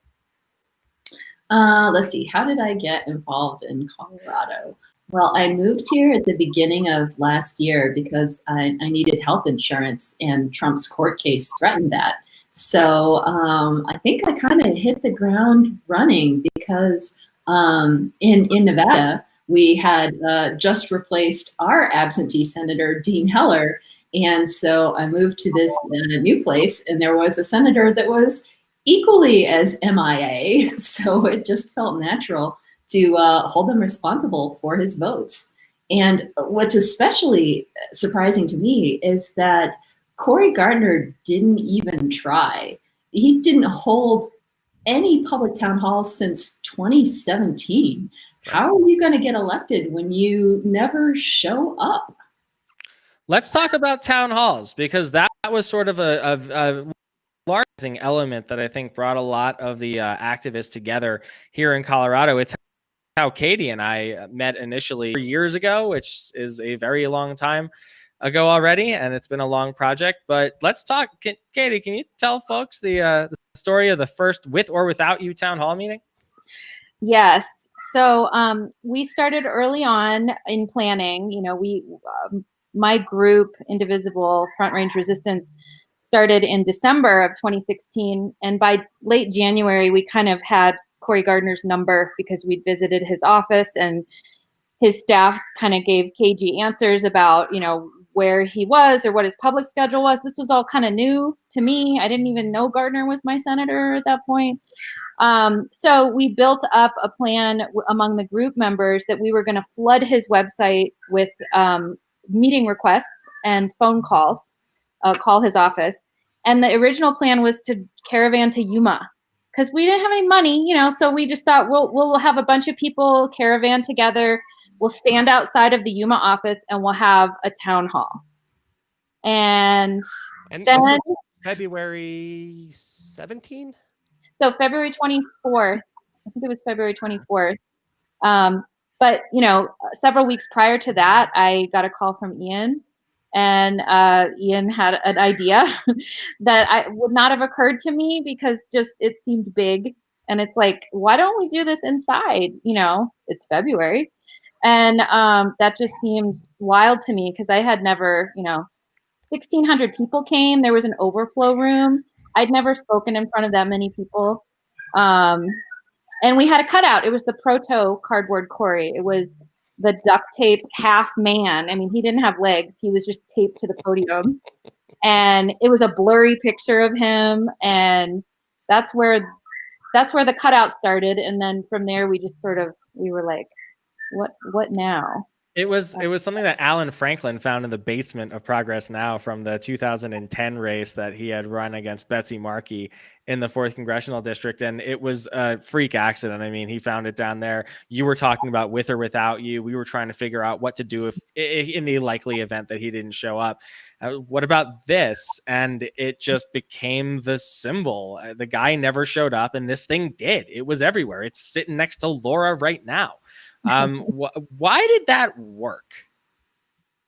Why did that work? Oh, people just needed a release. I mean, by the end of February, it was very clear the GOP had a roadmap, and stop number one was repeal the ACA. They'd been trying to do it ever since it was passed, and it was priority number one. And, you know, unfortunately, no, I shouldn't say unfortunately. Fortunately, we all have bodies and like we all have to take care of them. And we all, from time to time, have healthcare needs.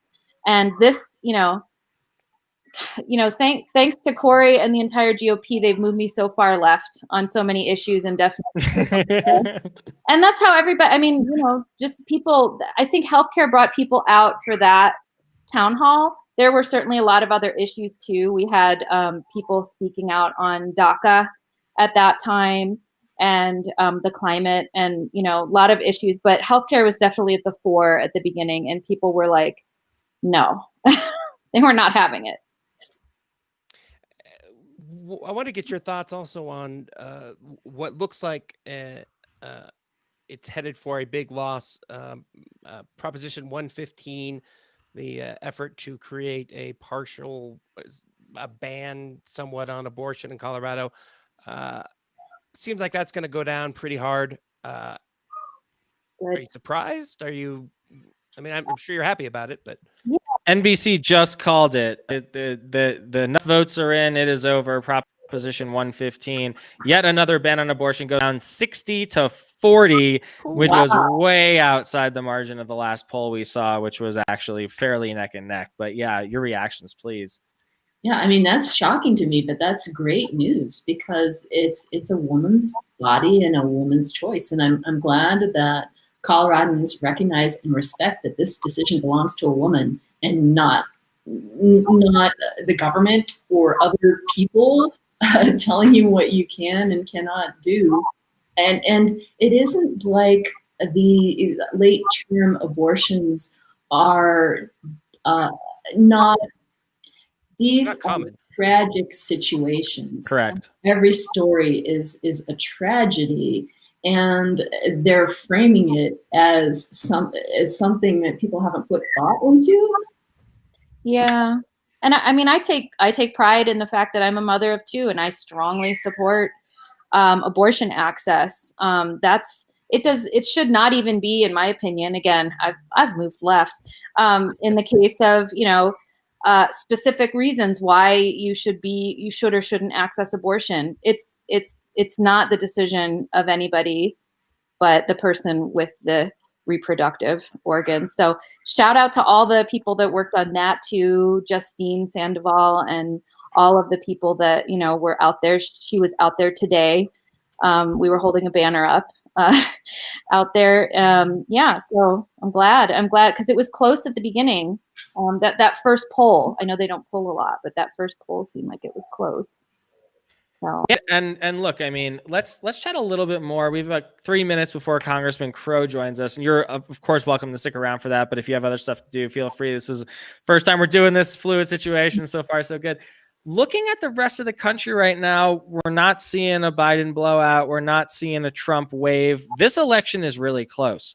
However, Colorado was called almost immediately for Hickenlooper. It was called almost immediately for Biden. This deceptive nonsense garbage abortion ban went down in flames. It seems like the voters of Colorado aren't easily tricked. Trump's a liar. Cory Gardner's a liar. Proposition 115 was a bunch of BS. What are us able to figure this stuff out? Whereas these races are so close in some of these other battleground states that we don't look that different from demographically. Well, I think that we have great elections here. We're going to have one of the highest turnouts, maybe the highest turnout in the country. And our elected officials from Jenna Griswold on down believe in making it easy for people to vote, making it convenient, having drop boxes, having same-day registration, having on-site and mail choices. So Colorado is not about disenfranchising people. It's about making sure people's voices are heard. And I think also vote by mail just gives you the opportunity to look things up and make an informed decision rather than maybe being in a voting booth with a line an hour or a few hours long and feeling the pressure to just have to choose quickly. I think that's absolutely right. We launched the first ever statewide progressive voters guide this year, and almost 300,000 people have used it. And we were clocking time on site 11, 12 minutes. That people are going all the way down the thing and doing their research and reading up on these initiatives. It's really interesting. What do you think? Yeah, I mean, it's a take-home quiz. Like if you get a take-home quiz, you get to do, you get to do as well as you can on it, and in the comfort of your home. So, I mean, I do think just listening to Laura, I think that's right. That has to do with the time period we're allowed and the ease of voting, and also which these two are not necessarily coupled together, but just access generally for as many people as possible. I mean, we've expanded the vote. Even as we are a model state, we've continued to expand the vote and make it possible for previously disenfranchised people to vote. And when you have more people voting, you're going to get a better sense of what the people want. And I firmly believe there's more progressives and there's more people that want equity and access and all of the things that we're talking about than not. So giving them a voice allows them to do their thing. Well, we just heard from Congressman Crow that he's running a little bit late. So this might be a good time for us to actually take a break. I haven't had a sip of drink or dinner or anything tonight. So we'll let you folks go. But I just want to say to both of you from the bottom of my heart, congratulations. Thank you. This Thank win you. belongs to you all. It really does. Y'all did this. This is on you. Corey Gardner has a lot to thank you for, helping him update his resume. Maybe we can bring some boxes and help him pack. It's been a real pleasure chatting with you tonight. Congratulations on a historic victory. Let's go do it again sometime, shall we? Thanks. And as I put it on Twitter, now he might be shopping for a new health insurance policy. And luckily for him, the Affordable Care Act is open and waiting. Oh my goodness. Well, Laura Packard, Katie Farnan, thank you both so much for joining us tonight. It's great to see you. We're going to take a 5-minute break here. We'll be back at about 8:20 with Congressman Jason Crow. Thanks for joining us on the Get More Smarter live election night extravaganza.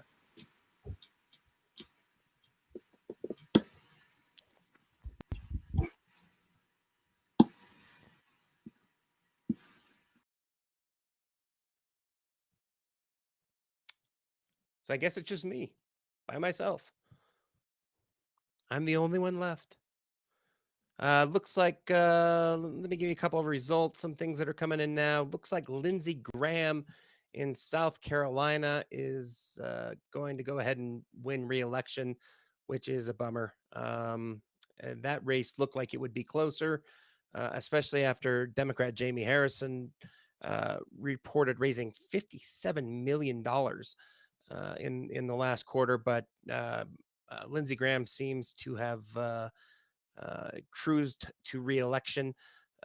We're looking at Florida, waiting for that to come in still. Trump has a lead there, as I think was expected.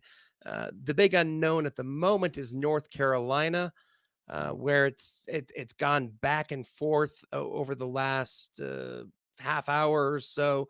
About 88% of the vote in, still too close to call. Again, that's a seat that should probably, or a state that should probably be a Republican state. So Democrats competing there at all is a big deal, but it's looking like we may or may not have some of the early success for Biden that we were looking at maybe earlier in the night. So we're going to buckle in for probably what looks like it's going to be a long night.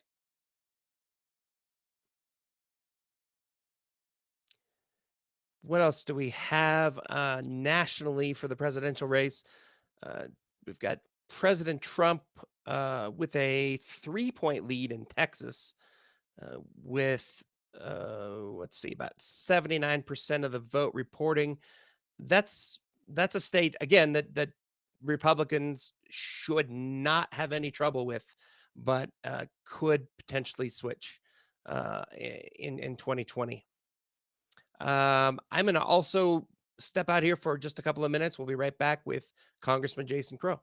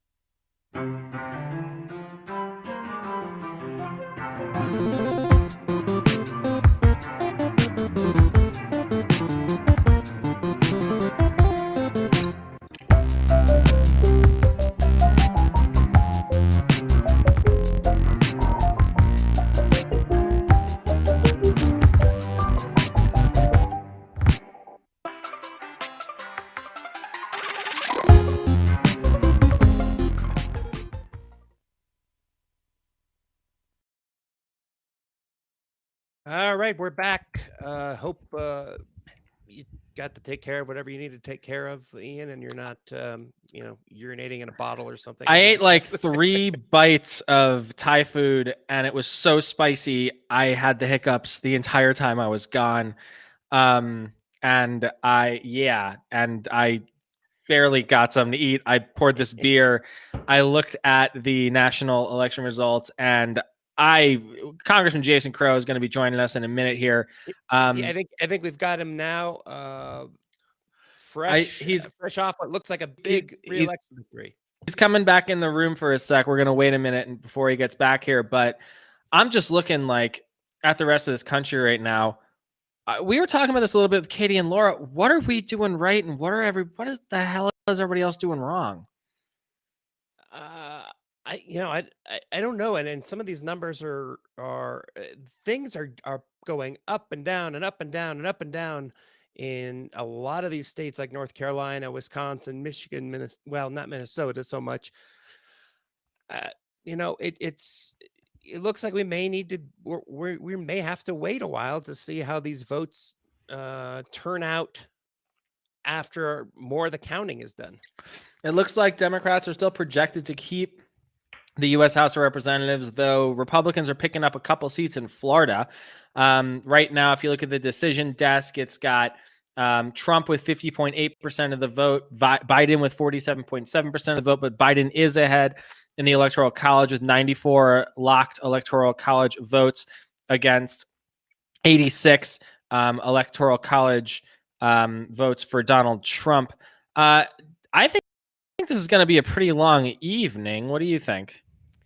It's starting to look that way. I think, I was hopeful that we might get some early results that would show Biden doing well in North Carolina and Georgia and Florida. It has not turned out that way thus far. So, but hey, and let's we've got another winner in the room, Jason Crow. Oh, Congressman Crow. I Hey, assume your race Jason. has been Hey, called. Is it official? Can we say you've been reelected now? it is official. AP's called it.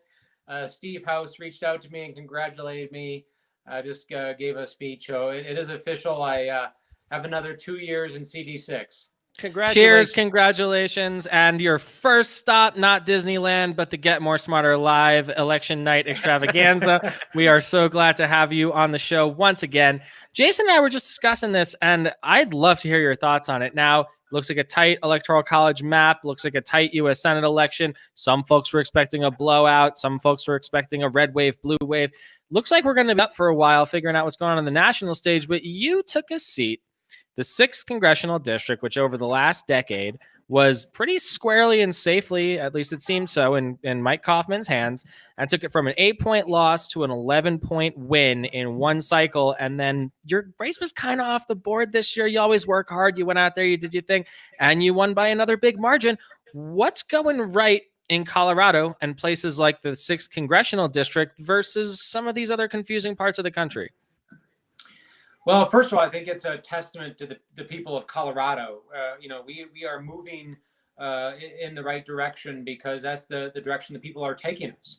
Right? We are an incredibly diverse state. I am proud to represent one of the most diverse districts in the nation, and we're in an era where we have federal leadership, namely under this president, that has assaulted those communities time and time again, and we have leadership that's willing to stand up for those folks and say, that's not okay. We're going to protect our own. And we have the next thing that's going on, I think, is that we have great candidates. And we just look throughout the state, up and down the ballot, county commission level, board of education level, state house, state senate. We have just tremendous people running for office who are inspiring, who have great backgrounds that reflect the diversity of the state and the communities they serve. We are winning as a result of it. So I think those are some of the things that are going on.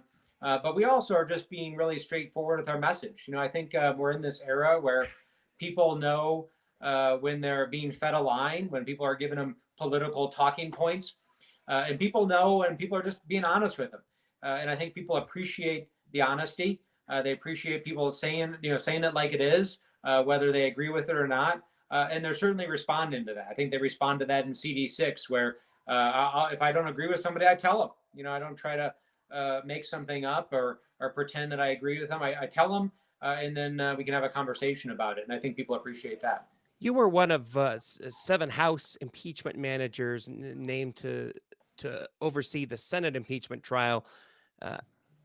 Gave you a lot of national press. Do you think that did you get a sense that people picked up on that in your district this time around, or like everything else in 2020, does that seem like it was 15 years ago? Yeah, it was interesting when I decided to take on that role. What I actually told my team is, when we were discussing whether to take it on, and my family, is I said, we're not going to talk about politics. We're not going to talk about the political ramifications of this decision. We're just going to do what we think is right, and then we'll deal with the politics later. And what was amazing is that I think people saw that, and people talk a lot about it in the community. I hear a lot about it in CD6 when I've been talking to folks, and when I was doing town halls and other meetings.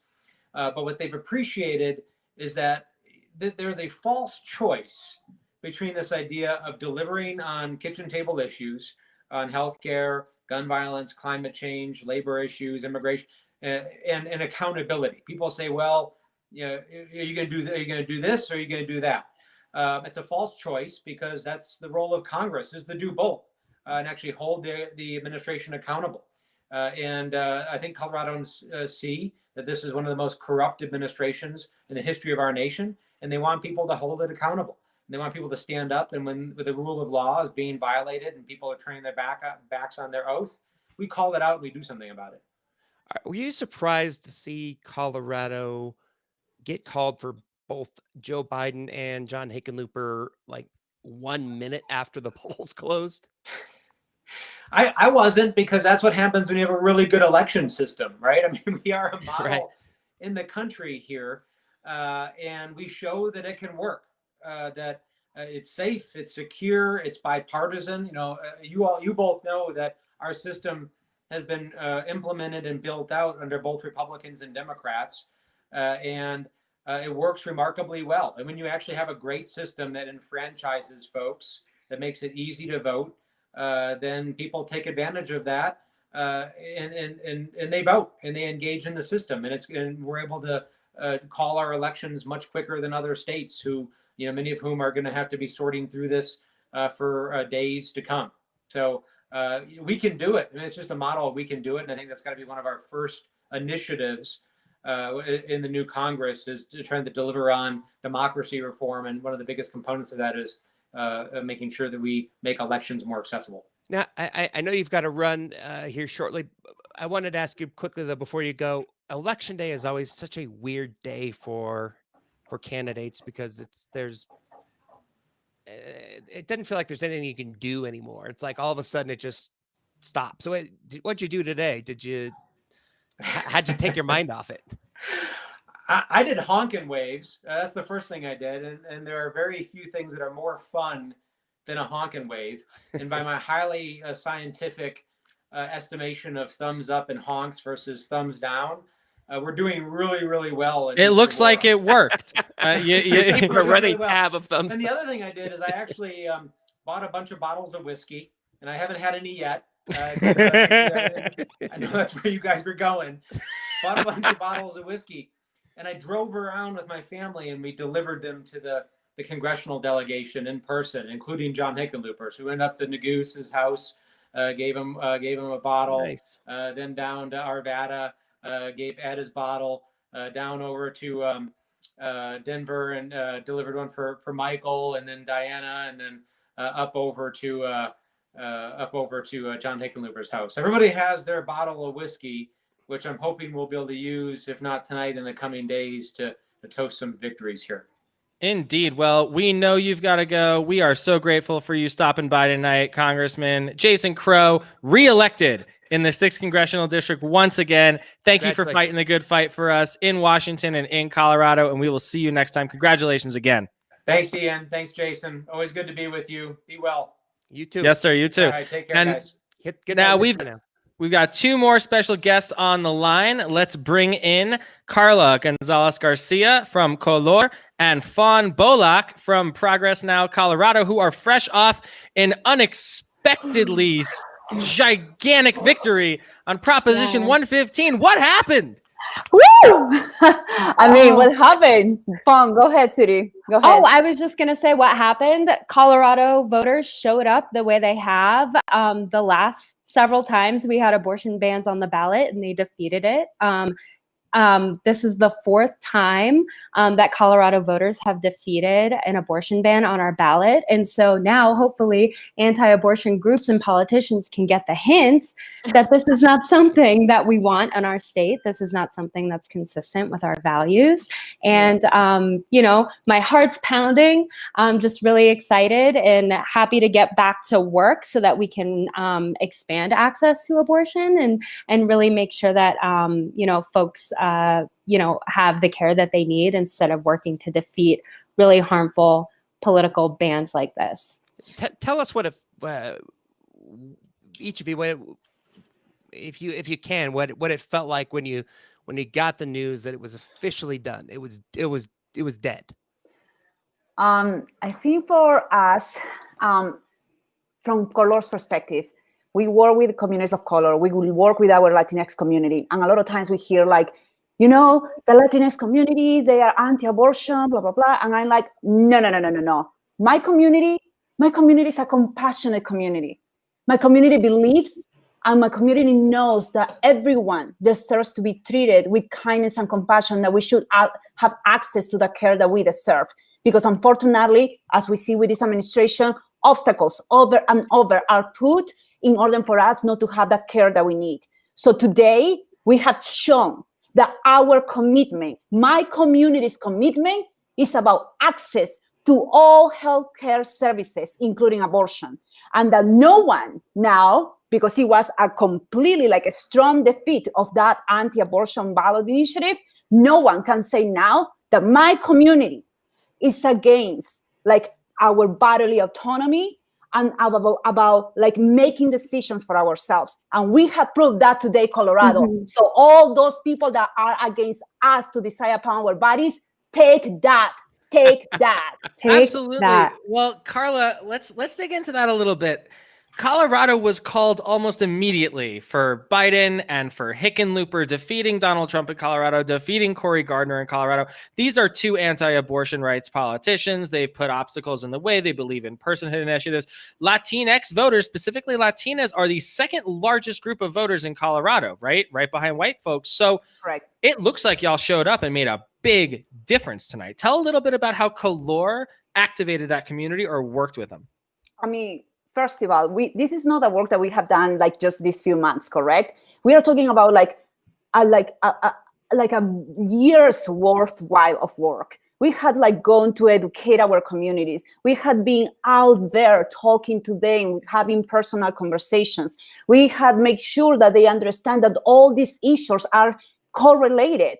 Like you're talking about these like politicians that not just want to ban abortion, but they are anti-immigrants. They are all about like taking care of the ACA away from us. So when we have been talking to them and making and like explaining how those issues are related, so this is the result. Because guess what?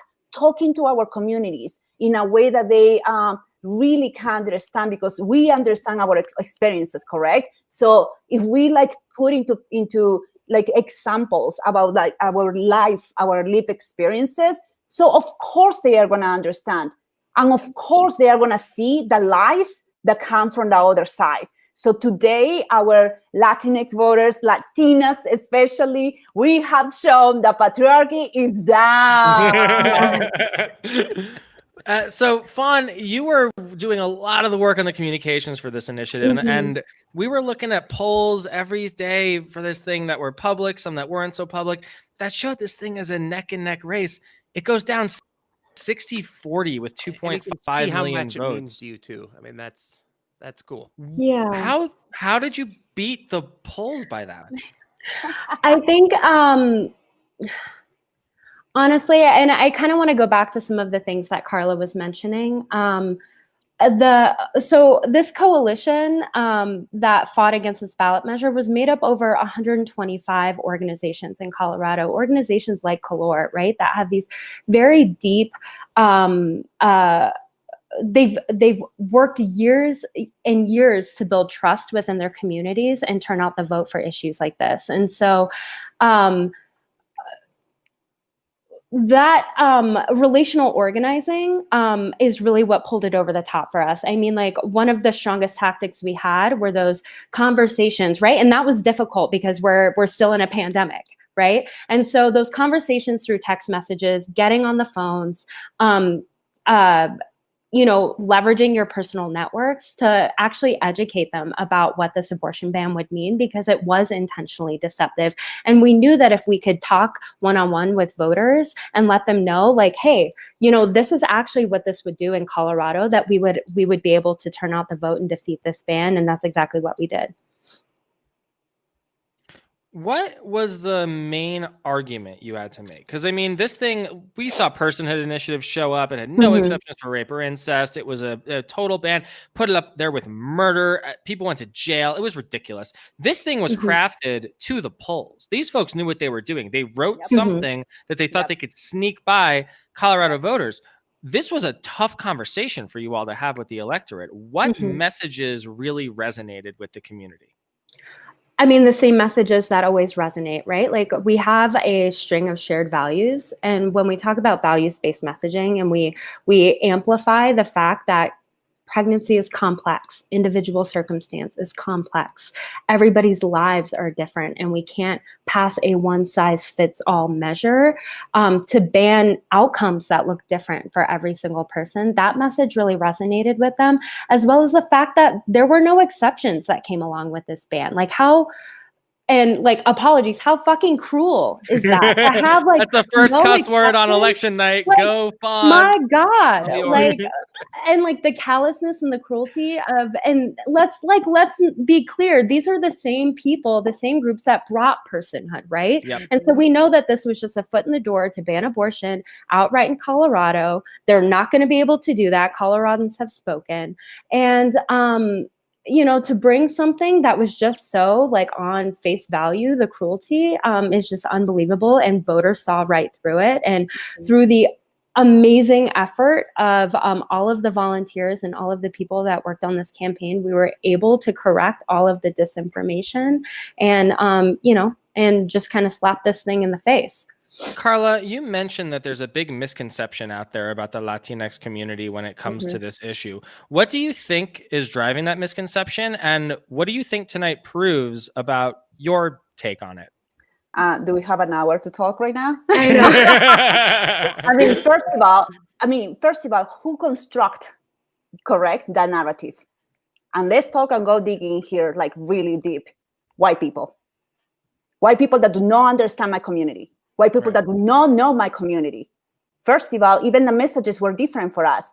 When we talk about abortion, we need to talk about barriers, because our communities do not have access to healthcare. They are in low-wage jobs. They do not have time off to get out of work, do not have access to affordable childcare. Correct? So even the messages are different for us. We cannot use the same message for white people that is like for our communities, because our communities have completely different experiences. We are talking about white privileged people that have access to healthcare and that can go and have an abortion, or in this case, if, for example, this abortion ban would pass, they could take a plane, put it in a credit card, or get their families to help to pay for access to healthcare. And my community doesn't have that privilege. My community has completely different experiences. So when we talk about who constructs narratives, who are the ones that are saying these things, like, is the dominant culture. And today we have shown that when we, like people of color, are in charge of messaging, of like talking to our communities, to really come from our epistemologies, we win. Because guess what? White folks, you don't know what's happening with our communities. And let us do that work, because that's what we are here for. Because we have seen this over and over and over. And this year we had shown that. Wealthy They folks. did the work.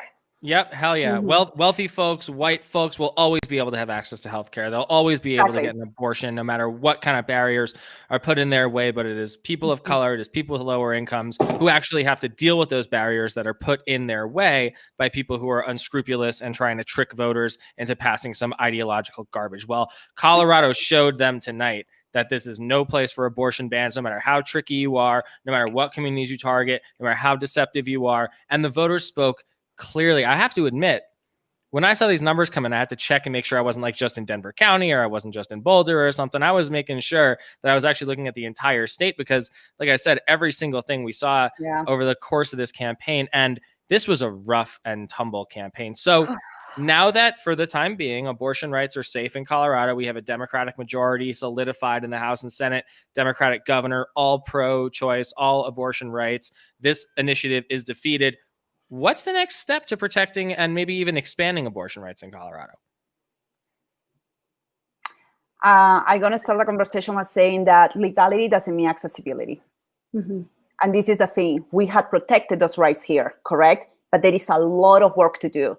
Because again, when you are talking about in the middle of a pandemic, how my communities are still, like the percentage of uninsured people has gone up, that is a problem. Right. So we can have those rights, but that doesn't mean that we are going to have affordability and accessibility. And Color is going to be working really hard to make sure that we ensure that, because legality has been protected right now, and it's a huge win. However, we still need to work in accessibility. And when we are talking about rural communities that need to drive like around 3 hours in order to get access to abortion care, that is a problem. When you are talking about undocumented folks not having to access to healthcare, that is a problem. When you are talking about like Medicaid in the state, not be like having a ban on Medicaid to cover abortions, that is a big problem. So we need to keep working on those things. We had Congresswoman to get here earlier tonight, and she was talking about the Hyde Amendment at the federal level, which is a prohibition on public money being used for abortion care. We have something very similar in Colorado, so we're almost a double block when it comes to that funding. Fawn, what do you think? Is there a plan to try and go after the Hyde Amendment? What about what's the so-called Norton Amendment on the state level? How do we remove these barriers that Carla's talking about and make sure that it's not just legal and protected as rights, but it's actually accessible to the folks who really need it? Definitely. And I think we've garnered a lot of momentum. We've created a broad-based coalition through this ballot measure that will be, we do plan on continuing in order to remove some of the barriers that you've mentioned and some of the barriers that Carla's mentioned that impact specifically communities of color in Colorado, specifically Latinx communities. And so I think at this point right now, we're just going to celebrate the win and kind of figure out what the lay of the land is after the election and figure out what's possible for these groups to do and continue building on the work that we've garnered and the momentum that we've garnered throughout this campaign.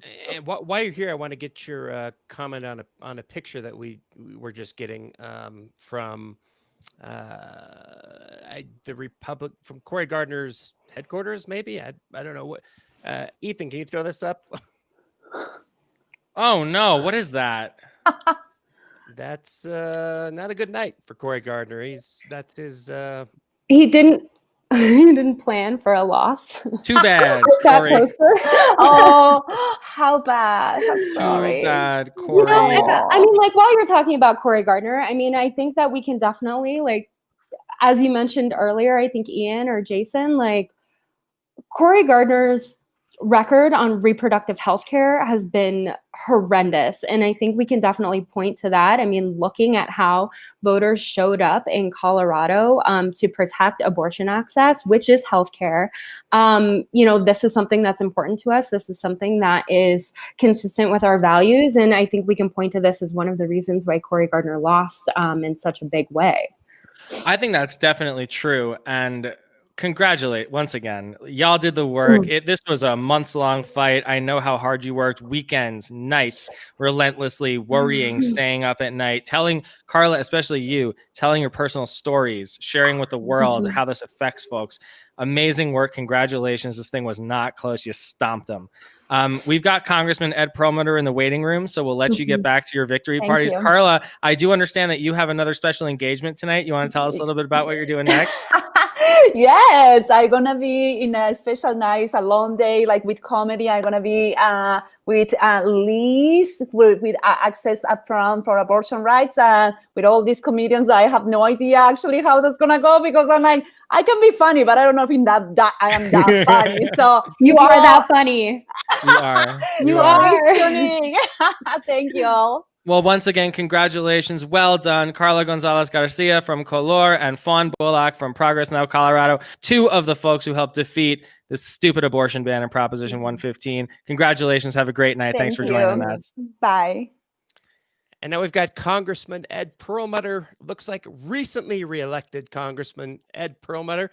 Congratulations. Is this 7? This is 8. 8. Oh my goodness. 8 terms. Congratulations. So, how long did you have to wait after 7 o'clock before you felt like you were in pretty good shape? well, I can tell you Jefferson County had the votes counted within about 10 minutes. And so felt pretty good from that. And then Adams County was about 20 minutes after that. So maybe by 7:30, quarter to 8, it came pretty quick. That's pretty nice. And we're looking around the country and waiting on a lot of these states, and it's too bad we can't do it around the country as quickly as we can in Colorado.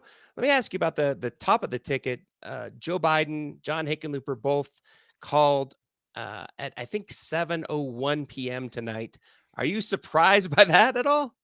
I'm not surprised. I mean, even though it's been kind of an odd year in terms of campaigning, I've been out doing honking waves and car parades and things like that.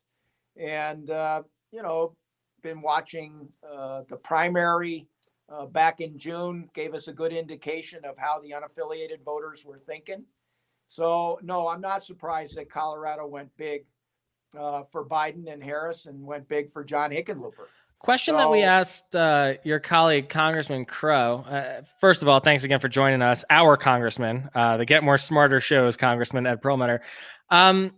Colorado was once widely regarded as a battleground swing state, millions and millions of dollars being spent here. 2012 was a good year. 2014 was a bad year. 2016 was a good year. Back and forth over your 8 terms and soon to be 8 terms in Congress. But all of a sudden, it seems like maybe not so much. We beat an abortion ban by 20 points tonight. Like Jason said, they called it for Hickenlooper and Biden pretty much right away. You had what was widely considered to be a swing seat for a while. It's kind of been not the case for a couple cycles here. What are we doing right, and what can other states learn from Colorado? Well, we're not taking it for granted. It starts there. I think if we start resting on our laurels, to use a platitude or two, we're going to be in trouble. But what we've been doing is, I think that we really focus on everyday Coloradans, to the hardworking people that we have in this state, and try to help them out a little bit with, the difficulties that come with raising a family or growing older or whatever. I think that Democrats have been much more attuned to what Coloradans want or need. So that's made the big difference. And certainly we've done that in a substantial way in the suburbs of Denver and the other major cities in the state. And that's made a big difference for us. Were there any issues that you were hearing in the last couple of weeks that were a surprise to you, or was it all coronavirus and healthcare and maybe anti-Trump sentiment? It was those three for sure. So COVID, the Affordable Care Act, kind of election security and voting rights. Those were certainly front and center. People wanted to have their voice heard, and they really felt pretty comfortable in Colorado that it would be heard. But those, voting rights and security were important. And then I think, the economy and rebuilding our infrastructure, that was something I heard a lot too. Yeah, I mean, that's all well and good, and the issues are clearly resonating, and it's obvious that Democrats share the values of Colorado, and it's just I can't get my head wrapped around this. Why a guy like Cory Gardner, who showed up and lied through his teeth for 6 years, Colorado voters got wise to him over the last 4, soundly defeated him in an election that was not gonna be close and certainly wasn't. Looking across the rest of the country, however, it looks like they couldn't figure out how to message against Collins. They couldn't figure out how to message against Tillis. That some of these other classmates of Cory Gardner's in the U.S. Senate who took the same votes as he did, who are in similar demographic states as he did, who lied through their teeth and supported Trump just like he did, they may or may not be on the way to re-election, yet Cory Gardner was just soundly and immediately defeated. Why? That's a very good question. I think that Maine, as I understand it, not very many votes have been counted there yet. Okay, So they're only at 15%. You may have better numbers than what I have, but I don't think very many. And I think in North Carolina, it's very close. And I think he's down a little bit, but there's still some votes to be counted. We'll see. Why it happened, why Cory was so soundly defeated, I think one, a very popular guy in John Hickenlooper. Yep, that's clear. 2, I think Cory just turned on his word, from the promises that he made in 2014.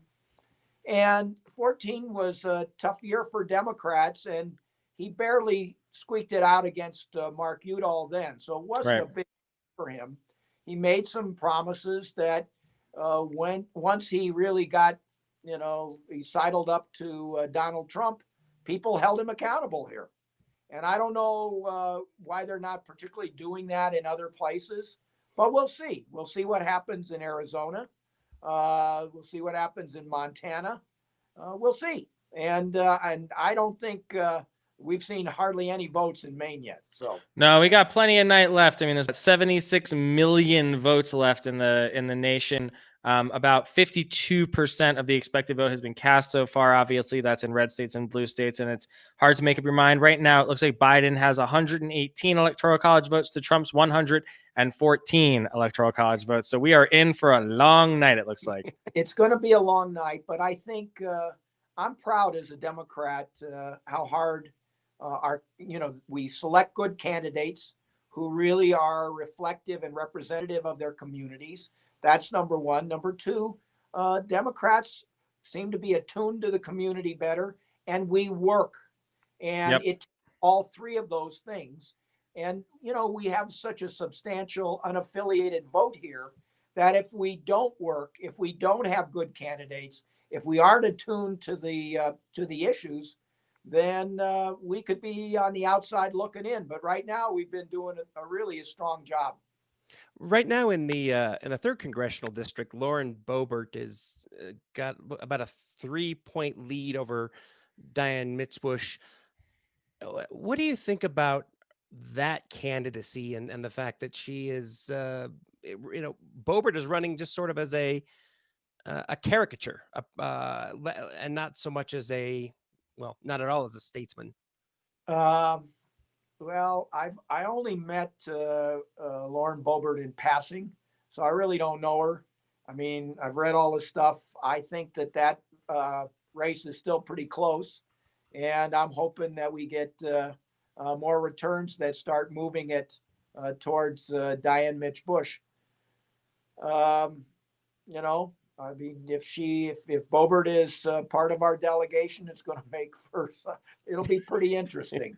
This is one of those things we were talking about this the other day. It's interesting you should bring that up, Congressman, because on the one hand, she is sort of like the modern Colorado Republican Party, right? Like ideology first, very extreme, wears a gun everywhere for no reason, like, all sorts of wacky stuff coming out, QAnon, heavily supportive of Donald Trump. On the one hand, yeah, absolutely, it would be very strange to have her in the delegation. On the other hand, she is very emblematic and symbolic of the party. This is who they are in Colorado now. So insofar as it's, you know, it's bad for the country, it is who these folks have become. And it also looks like that we have our friend, the mayor of Denver, who is joining us here. Mayor Hancock, can you hear us, sir? I can hear you. Why can't you see me? I don't know. Do you have something in front of your camera? Oh, is it turned around? It's on. We're going to find out why this is. First of all, if you can hear me, congratulations, Congressman Perlmutter. Thank you, Michael. How are you? I'm doing well, man. Good to see you. So excited for your election and so many other members of our delegation. Yeah, Mayor, we did pretty well tonight, up and down the ticket. And, you know, now it's what you have to do every day. Now we've got to govern in a way that really advances the interests of all Coloradans when we can, but most Coloradans all the time. So, and you're doing a good job. And I know you've got, you know, some potential issues. You know, there have been threats of this, that, or the other thing. Hopefully none of those come to pass. But just thank you for your leadership, Mayor. Well, thank you. You've always been a tremendous partner. I know tonight we're all going to be up for a long time watching at least the presidential returns, but we send Hickenlooper to Washington to serve with you. What an exciting moment it is for John and for all of Colorado. We're trying to work this camera out, guys. We're going to try to figure out what's going on. I think there might just be something in front of it. You have one of these little slider things. I got this guy who blocks my camera. I think it's here. Nope. Oh, wait. Oh, Yep. Up. Yeah, we can see you, kind of. Boom. Hey!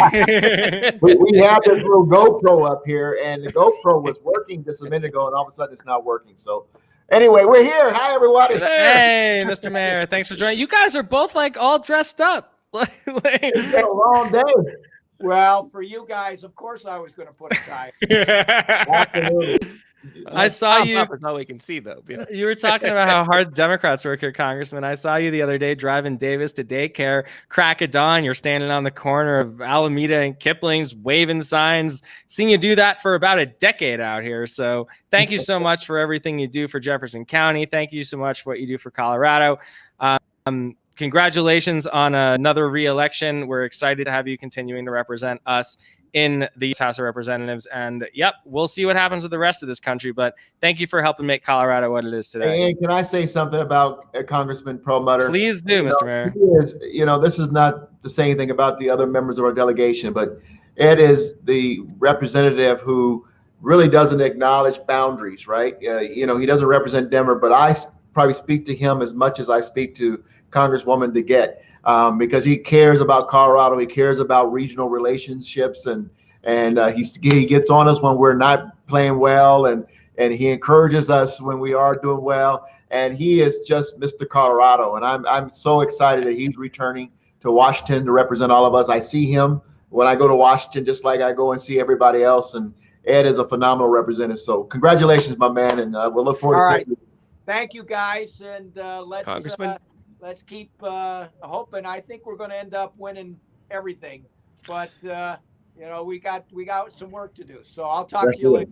Well, thanks again for joining us, Ed Perlmutter, Congressman from the 7th Congressional District, reelected once again here in lovely Colorado. Thanks for being here tonight. All right, bye-bye. Mr. Mayor, the last time we spoke, you were dealing with a gigantic number of citywide ballot initiatives. I think there were 12 of them in all. Yeah. Any news? We haven't been watching Denver. We've been kind of all over the place. What is the score right now? Well, it looked like we lost every one of them. At least no, I'll tell you what, 2A, 2B. So 2A is the climate sales tax. 2B is the homeless sales tax. We are excited about that, both of those, because I think they provided very critical resources for things that we got to urgently meet.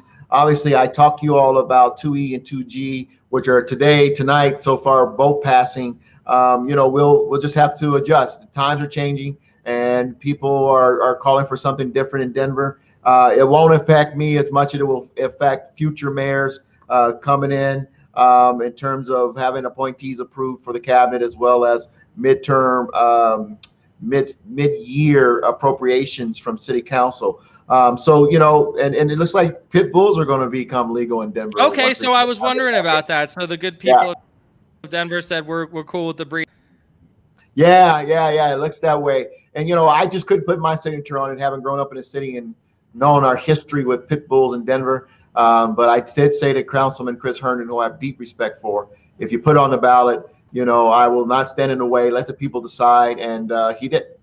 And he's in your old council district, right? He's my successor in that district, which has now been split up since he even took the seat. Right.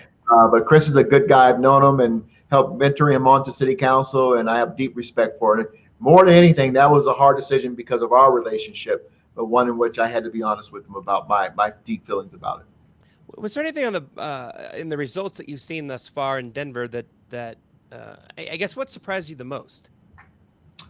Wow. You know, in Denver, nothing really has surprised me. I mean, obviously, there's some ballot measures that I wish the people had more information about, Jason, and were, you know, we just didn't have time to educate them on really what the impacts are. I think whenever you change the charter, it's serious move. Right. You know, for example, 2G with budget changes that could potentially impact Denver's, you know, pretty pristine credit rating or budget or a rating by the financial agencies, because you know, one of the most important elements of our credit rating, which it's just like your credit rating, your credit report, my credit report, it determines what rate we pay when we go into debt, when we borrow. And one of the things it's nothing like my credit report. I can well, tell you.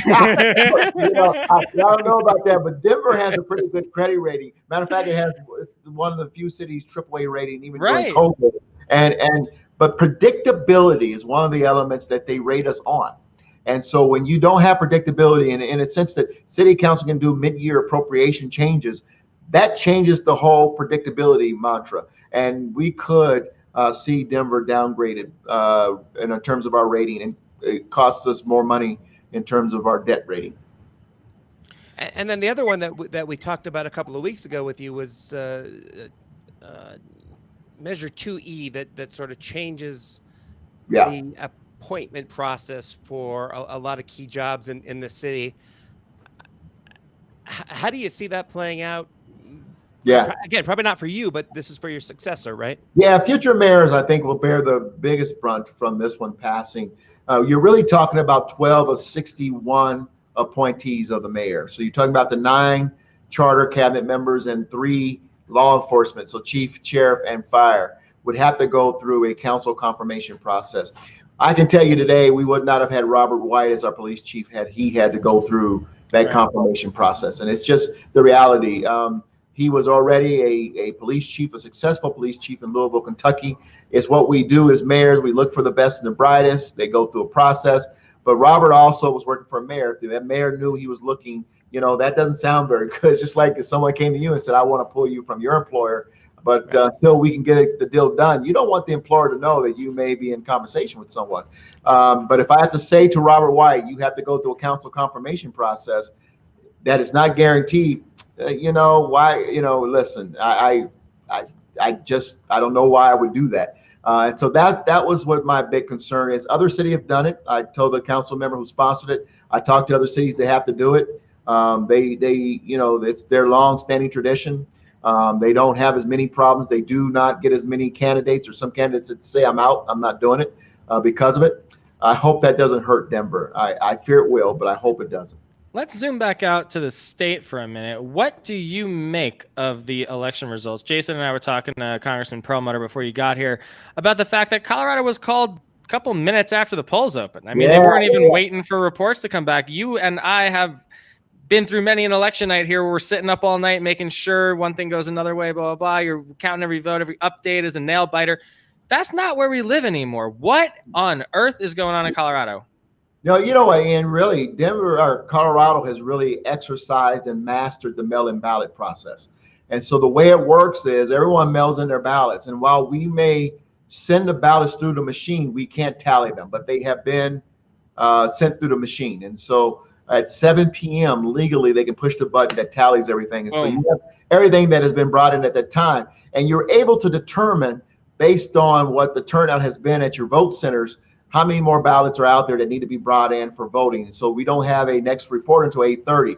But if you have, 90% of the votes already counted, and this 10% has to be brought in from, the corners and the counties that have to report, then you pretty much have a pretty good sense at 7:05 who won this thing. In Denver, as mayor, those first reports pretty much tell me we're done. We won.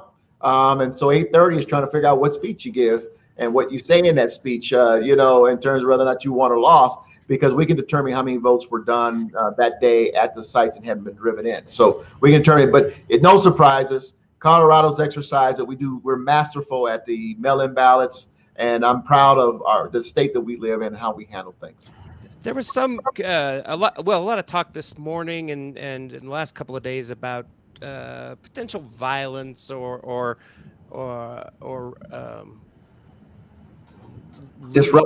disruptions. That's a better word. In Denver. Are we seeing any of that at all? No, we haven't. Some of the reports we have been unfounded. We've had little minor things, nothing unusual, to be honest with you. And so thankfully, as I share with people all morning in the media, it is safe to vote in Denver. We encourage you to get out there and vote, and people did. We broke records all over the city. We broke records throughout the state of Colorado. And so people didn't let that deter them from going to the ballot, and they didn't suppress the vote. And so, nothing has come to pass so far. We knock on wood, and hopefully by the grace of God, we'll continue this path. And thank goodness. I mean, what kind of world we live in? What kind of country has this become when you have to actually ask these questions, prepare for this? I saw that the Denver police were actually deployed to certain locations and made sure that everything was safe and secure. In Arapahoe County, we heard a story that some sheriffs had to walk some voters in there because there were some folks who wanted to intimidate voters by open carrying rifles. But it doesn't seem to matter, right? Colorado's election went off without a hitch, safe and secure the whole way through. We've been doing this since 2014. Question for you about the statewide ballot initiatives, if you don't mind. So the Gallagher Amendment was repealed. It looks like that is a thing of the past. Does that have an effect on city government at all? You know what? It's important. It will help small businesses. Ian, I have been calling for the repeal of Gallagher Amendment since 2010. I'm glad that the courage within the state legislature to put it on the ballot finally occurred, and we can move forward. And the people see through the reality that the Gallagher Amendment has cost the people of Denver and small businesses and big property owners a lot of money unnecessarily. Now we need to make sure that we're able to perfect, quite frankly, our property tax situation going forward. But I'm glad that people did. Colorado saw to the repeal of the amendment. Watching the national results, I think there was some hope early on that maybe for Democrats, Joe Biden would pick up some early victories and people could exhale a bit. That hasn't happened. No. No. How long are you going to keep watching before you just go to sleep and hope it's better in the morning? I'm gonna watch all night, bro. This is too insane. I expected. You know what? I'm not even gonna talk about what I forecast, but you watching it like this? Yeah, it's like come on, we got to do this thing, bro. I'm talking to my friends all over the country. You all might remember former Senate President Peter Groff. Of course. One of my closest friends, and he and I are going back and forth, and this is a tough situation. I hope it pans out the way we expected. I cannot imagine that the polling has been wrong all along again, and my hope is that Biden's able to pull this out. I'm wearing the tie he gave me tonight, actually, as a good luck to hopefully he pulls it. Oh, that's great. I mean, this is one of those very confusing things because Colorado has, since I've been here, the last 15 years so clearly trended in a progressive direction. We're happy with our leadership. We're happy with the direction we're going in. Voters are voting according to their progressive values. Right. And it's looking across the country like, how can you either be confused about this guy or be like, yeah, I'm going to wait in line for Donald Trump? I don't get it.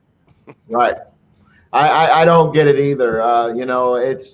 It's one of those most baffling moments. And I think a lot of people are going to do everything they can in to kind of dissect and put the psychoanalysis on people who vote for Trump. But there's a very angry electorate out there. It was angry in 2016. It's lasted till 2020. But when I think about all that this guy's done to divide the country, his poor response to COVID, he's offended just about every demographic who is not a white male in America or around the world. I absolutely do not get why this guy continues to be popular. He's an entertainer, and he's entertaining folks. Maybe that's it. I don't get it. I don't get it. Next time we'll run The Rock against him. There you go. The Rock. As we look forward to finishing out the votes and vote counting in Colorado, what else are you keeping an eye on? Are you waiting to see, just sort of having a personal interest in maybe? Here in Colorado, really not much.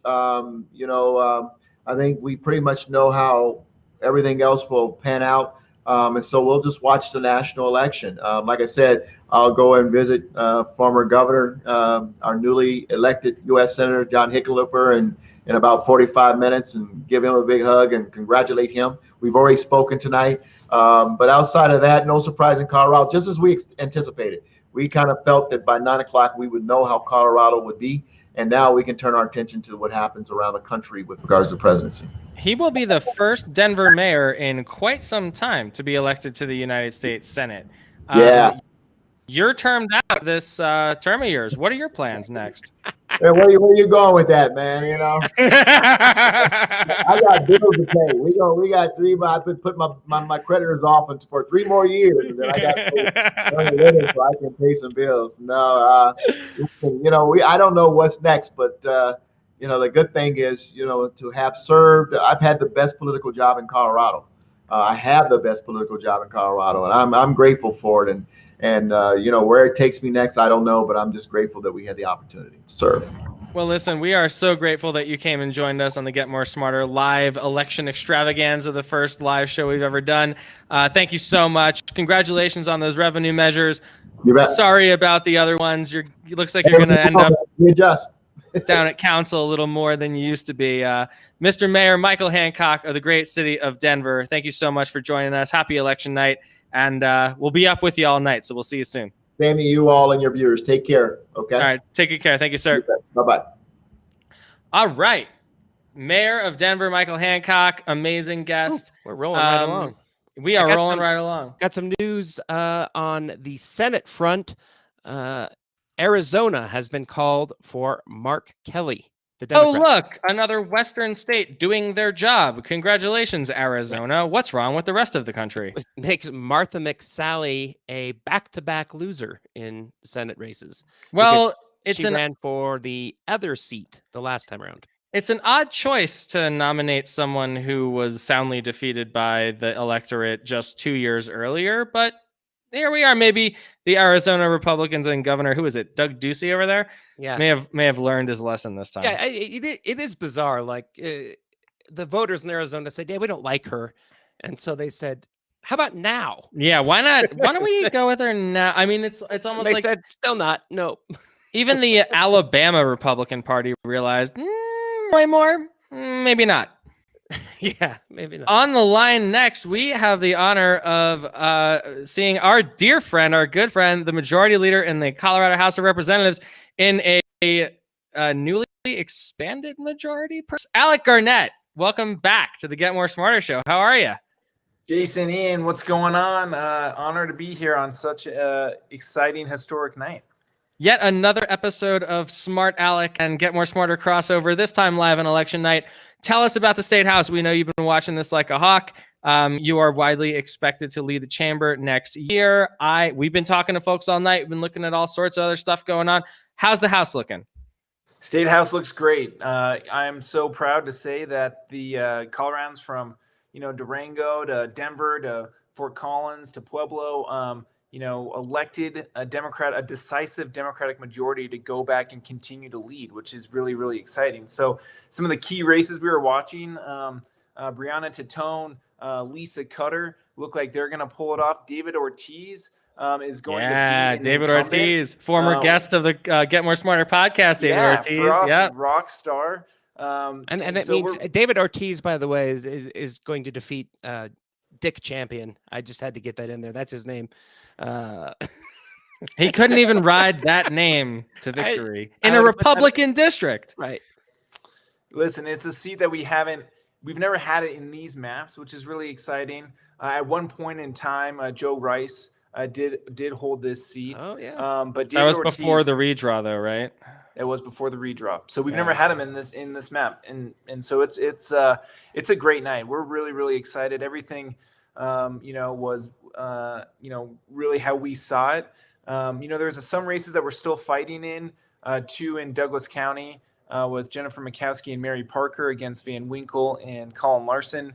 We knew those were tough seats, but they ran great races, and we were there. And so it doesn't look like those are going to come across the finish line quite yet, but we're still pouring over data and taking a look and seeing if there's a chance. And then Brie Buenteo is in a tough fight down south in a very tough race, and she ran an awesome race. So we're still looking at returns. The night is still young, but right now we feel really good, and we feel like the work that we did to reduce healthcare costs, to protect jobs and fight for people's housing and protect the environment was rewarded by Coloradans across the state. So it feels good that voters continue to send us back after we continue to take bold action. Some of these seats, I mean, Barbara McLaughlin was a seat that we won and lost by a couple hundred votes. She's up 11 points right now. Brie Buenteo, a seat in Pueblo that we weren't sure we were ever going to get, won it narrowly in 2018. Looks like she's still in the hunt there. We got Congressman Goose, who just joined us. We'll be right with you, sir. Thanks for showing up. My goodness, this is quite the affair. We are so lucky to have you all joining us tonight. Congressman Goose, we're just going through the House races. Alec, Majority Leader Garnett tells us the House is safely in Democratic hands. Iman Joda, the first Muslim American to serve in the state legislature, just won a blowout election out there in Aurora. David Ortiz, veteran with a disability, takes a Republican seat way off the table. Tom Sullivan, who wasn't supposed to win in 2018, cleans up with a 13-point victory again. Into what's the secret? What's going on? This is the question of the night. And we're going to ask Joe this too. We asked Ed this. We asked Michael Hancock this. We asked Jason Crow this. With the rest of the country looking real weird, maybe win, maybe lose, but it's real weird. It's indecisive. What are we doing right here? What is the Colorado secret that is making legislative majorities pretty much a guarantee, that is turning down deceptive abortion bans by 20 points, that is defeating a guy like Cory Gardner by double digits on the first set of returns? What are we doing different here, Alec? Listen, we're listening. All politics is local. We're listening to the people at the doors. We're listening to people on the phones. We're listening to people as they call in. And we are doing the best that we can to address those needs, right? Healthcare is the number one thing we're hearing about. We're trying to reduce people's healthcare costs. People are worried about the environment and protecting our public lands, our air and our water. And we are actually getting results at the Capitol. And they expect government to work. They expect government to solve the problems that they're experiencing in their daily lives. And we're doing it. And I think that people see that, and then they realize that, and they want more of it. And so they continue to send us back. Congressman Goose, what do you think? What are we doing right here in Colorado that maybe some other swingy states aren't quite getting the program with? Well, first things first, it's great to join you guys. And thanks for coming using back. The wrong title for our friend Alec Garnett there. I think it's Speaker Garnett, not Majority Leader Garnett. But anyway, but it's good to have you all. It's good to be with you. Look, I don't know that I could say it better than our presumptive House Speaker there. Colorado's just different. We're an inclusive state. I think folks here care about their neighbors. They care about maintaining the quality of life that we're so lucky to have, care about protecting the incredible, beautiful public lands that we're blessed to have in our communities. And we have elected officials in the Democratic Party and candidates who are responsive to those priorities and making the case about a positive, forward-looking agenda that meets the moment and addresses those consequential challenges that we face as a community. And it's, the proof is in the fact that you now have two Democratic United States senators, including Senator-elect John Hickenlooper, and obviously the strength in majorities in the state legislature. So there's a lot to be proud of tonight. As I've talking to my friends in Congress from some other states, Colorado is certainly doing its part tonight. And we just got to keep our fingers crossed that some other states over the course of the next few hours follow our lead. And congratulations to you, your first re-election victory. Never really in doubt, but I'm sure that's got to feel good just to have it behind you. Yeah, never take anything for granted, and excited to be able to have the opportunity to represent the 2nd congressional district in Congress again. So it should be an exciting 2 years. Wait, what's your take on the fact that Joe Biden and John Hickenlooper, both of those races were called at like 7:01 tonight? Never a doubt. Did that surprise you, or is that how you felt like it was trending? It didn't surprise me. I don't think it surprised probably anybody, right? On this call, at least. I think we've all known for a while that Colorado was trending in that direction, that demographically, and as I said, I think because of the strengths of our respective candidates and the strength of the Democratic Party and the party brand here in Colorado, there was no question that John Hickenlooper was going to be successful and that our 9 electoral college votes would go to Joe Biden. And so, no, I think I also would just say, and Jason, you've talked a lot about this, it is indicative in some respects of the way in which the Republican Party here in Colorado and its brand has just become deeply damaged, shall we say, over the course of the last several years. Let's talk about that a little bit, because I know that played a lot in the legislative races and the local races. I know your personal relationship with better than mine, Representative Garnett, but the conservative movement, the Republican Party, the House Republican caucus being, I think, the sort of tip of the spear here, very, very out of step, very, very extreme when compared to the rest of the Colorado electorate. How big a factor was that in your state legislative races, and how did your candidates navigate those politics? Yeah, well, first, let me just say congratulations to Congressman Neguse. It's always an honor to have you leading us in Washington, and exciting to be on this on the Get Smarter podcast, or I guess it's this webcast with you. We don't know what it is. We don't know what the quality is. I just like Ian's. I like the the blue wave crashing. Listen, if you're a Colorado Republican running for the legislature, it's very hard to go and talk to an independent voter, a persuadable voter, and say, this is what I stand for, and this is what you're going to get if you elect me. They don't come to the table enough to try to craft the solutions that people want to see in their government. They're never at the table. They're never coming and saying, all right, listen, maybe we don't want this. Maybe we want to go this direction. And they're constantly moving further to the right. And that's just not where the Colorado voter is going. The Colorado voter is a smart, pragmatic person who wants to continue to solve problems. And unfortunately, the legislative Republicans have abandoned the idea of solving problems and of coming to the table and actually leading and governing. And you see that in other places, but in Colorado, there's an expectation, the Colorado way, which is, it doesn't matter if it's a good, Republican idea or a Democratic idea, people expect you to solve problems. And if you're not going to do it, then people are going to look to somebody who is, regardless of the letter behind their name. And that's why we, protected all of these seats that we picked up in 2018, which is remarkable. I mean, the fact that, they didn't, pick up all of those seats again, and we protected all of them, just shows that people expect results.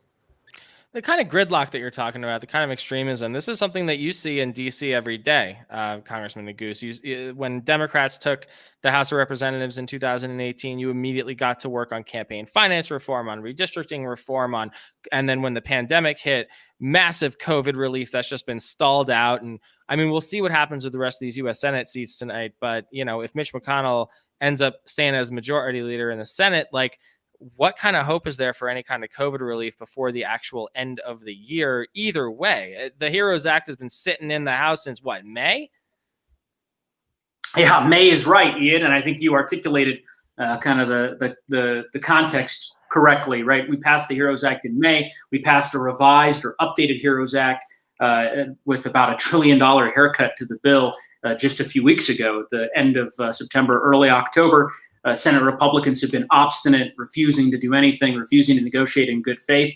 Obviously, depending on the electoral outcomes tonight, there could be a dim prospect for providing the type of relief that I think Coloradans and Americans are counting on us to deliver. That's my daughter, Natalie. She's very disturbed. We got Davis over here, man, making special appearances all night.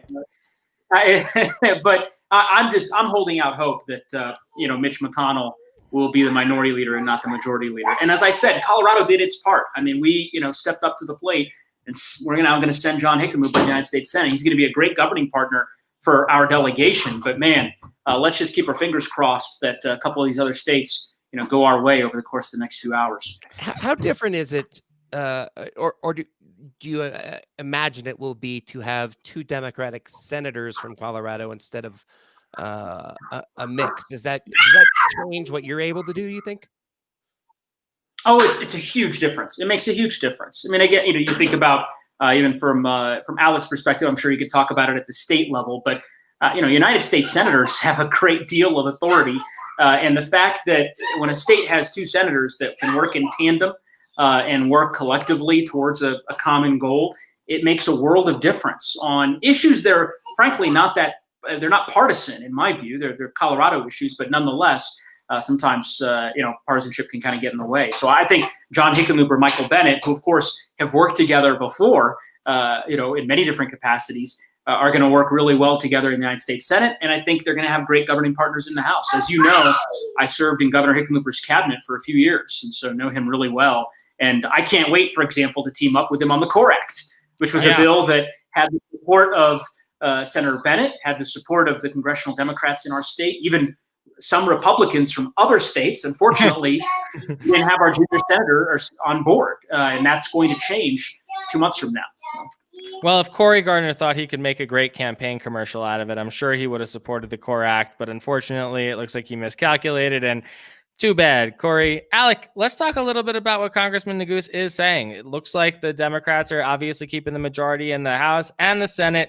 Governor Polis wasn't up for re-election this year, so once again, 2-year-in-a-row trifecta.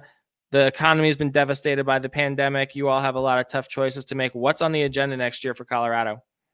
I mean, listen, tonight we celebrate. We celebrate big wins, and tomorrow we wake up and we govern, and we got to bridge the gap between now and when we can come out of this pandemic. And we need to, we've made a lot of tough choices over the last year with our budget.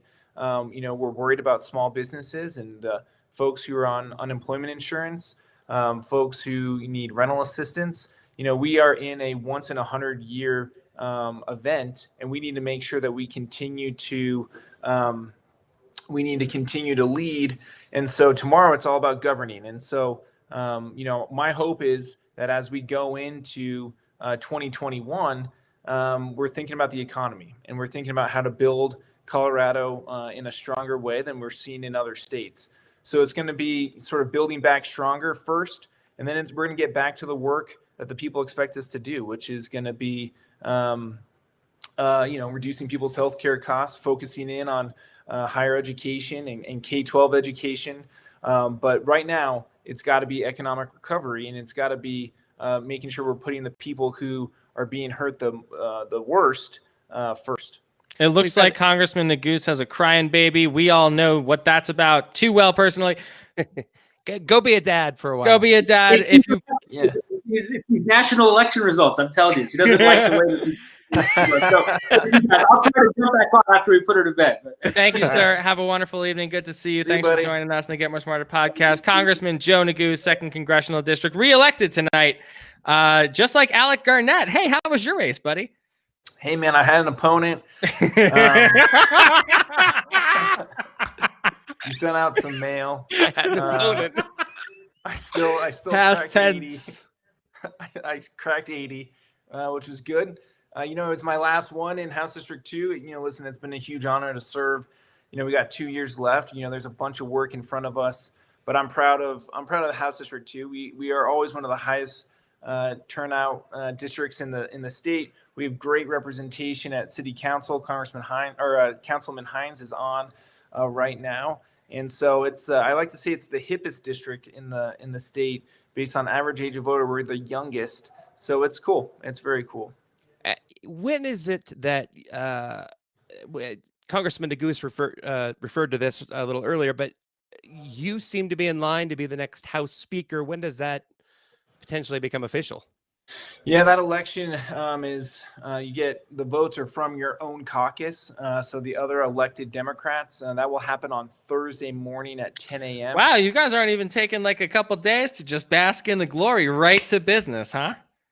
Listen, man, there's a lot of work ahead of us, and so we gotta wake up and see kind of where these races are at, and we wanna make sure that if there are ballots that need to be cured or work that needs to be done to help Democrats get across the finish line, we're going to stay focused on that. So we're going to wake up, and that's where we're going to be focused. And then assuming that we're in a good place, the majority is not at risk, right? I think we've called 37 seats already, which is amazing to be at 9:30 on that was election our night. high water mark, man. 37 was supposed to be like the best That's night we right. could possibly have, and you guys just put that away immediately. Dude, slam dunk. And, unbelievable.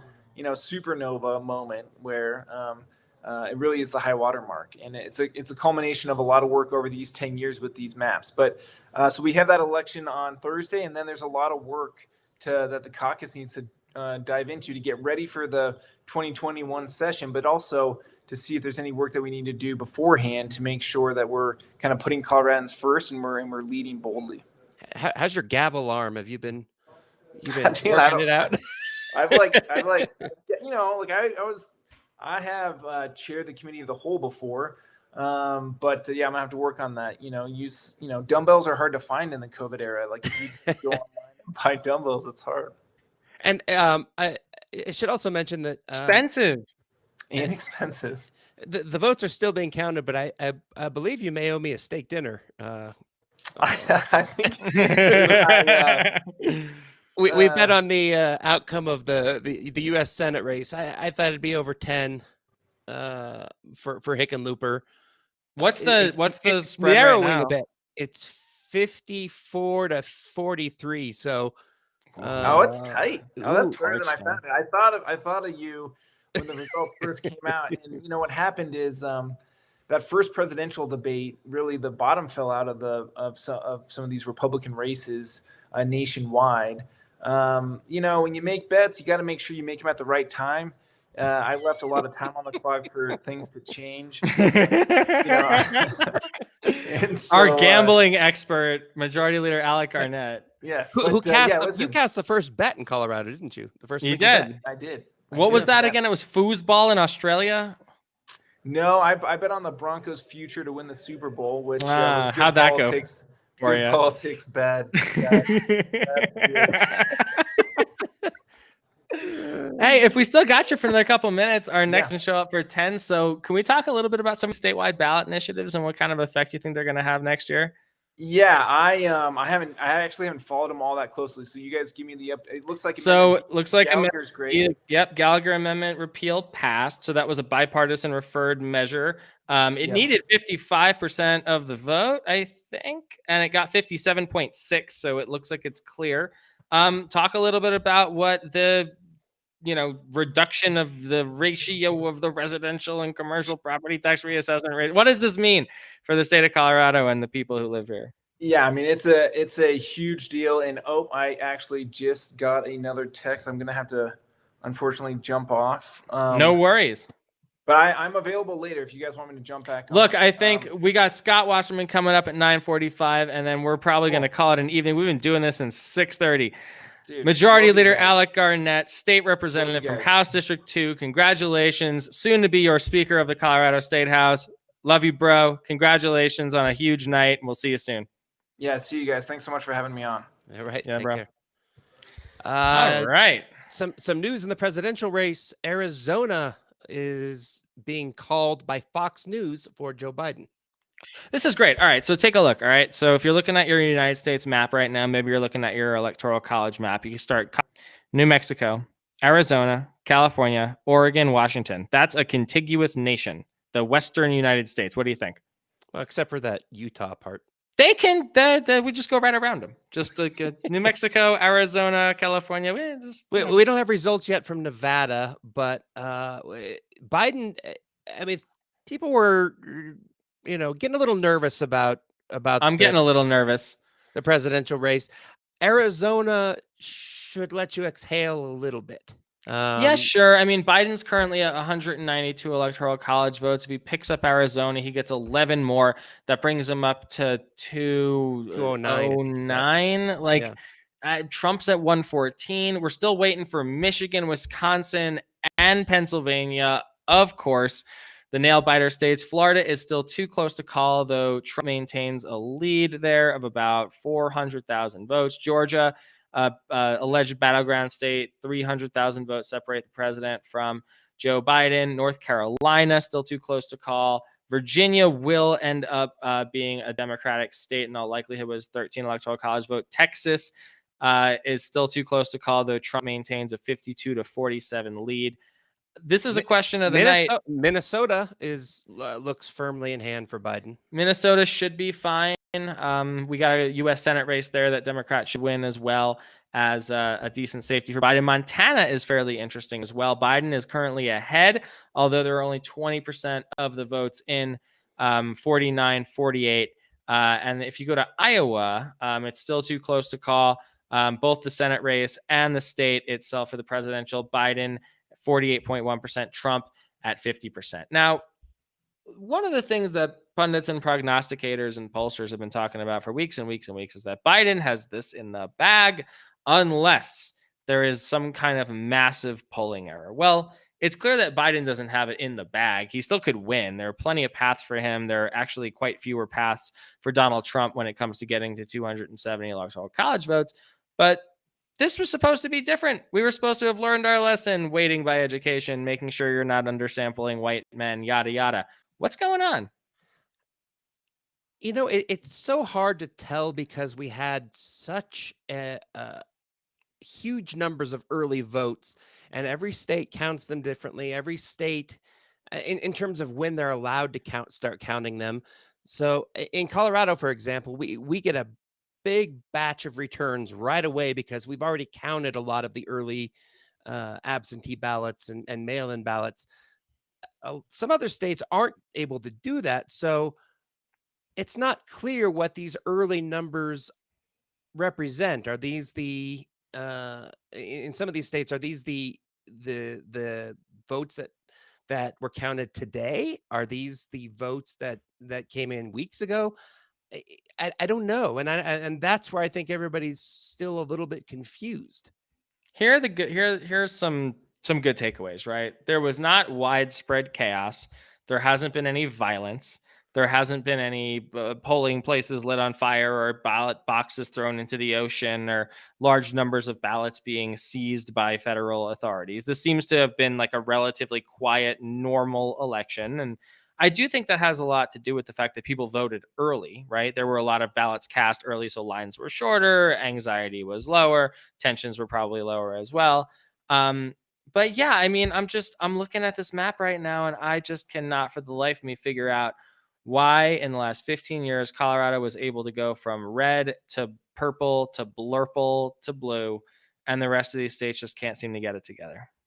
Well, but again, it's still not clear what votes have been counted yet in some of these states. So where there is Wisconsin, I'll give is a good example. Donald Trump in the first batch of returns was pretty well ahead, and Biden has since started to close that gap.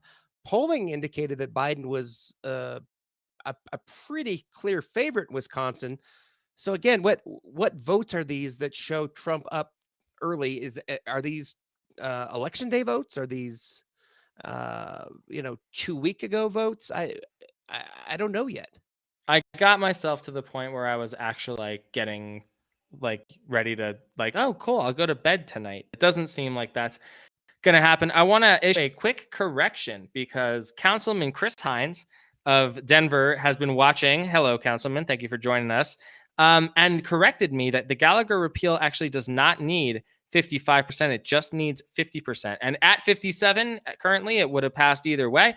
But thank you for that note. I think it is the case that if you are repealing something, maybe you don't need to hit that 55% threshold in Raise the Bar Amendment 71. We should look into that a little bit, though, because that surprised me a little bit. It looks like we have a special guest joining us out of kind of nowhere. Governor Jared Polis. Hey, Ian and Jason, can you hear me okay? Is it working? Yes, sir. How are you doing? Oh, it's a great night for Colorado. Obviously, it sure is. We're all watching the national race with bated breath, and it's Arizona's coming through. It's great to see that, but we're all watching that, and probably will be watching it for a few days. But Colorado's terrific, Ian and Jason. I'm sure you've talked about it, but it looks like we picked up a seat or two in the state Senate, state House. John Hickenlooper initiatives turned out pretty good for progressives. Everything is looking pretty good in Colorado, and I want to thank all of you for your work. Of course, and I want to say congratulations to you. I know that Proposition EE was an enormous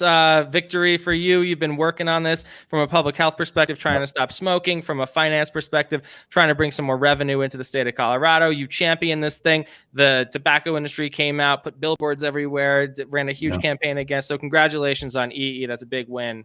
And I'm proud of the people of our state for standing up to big tobacco.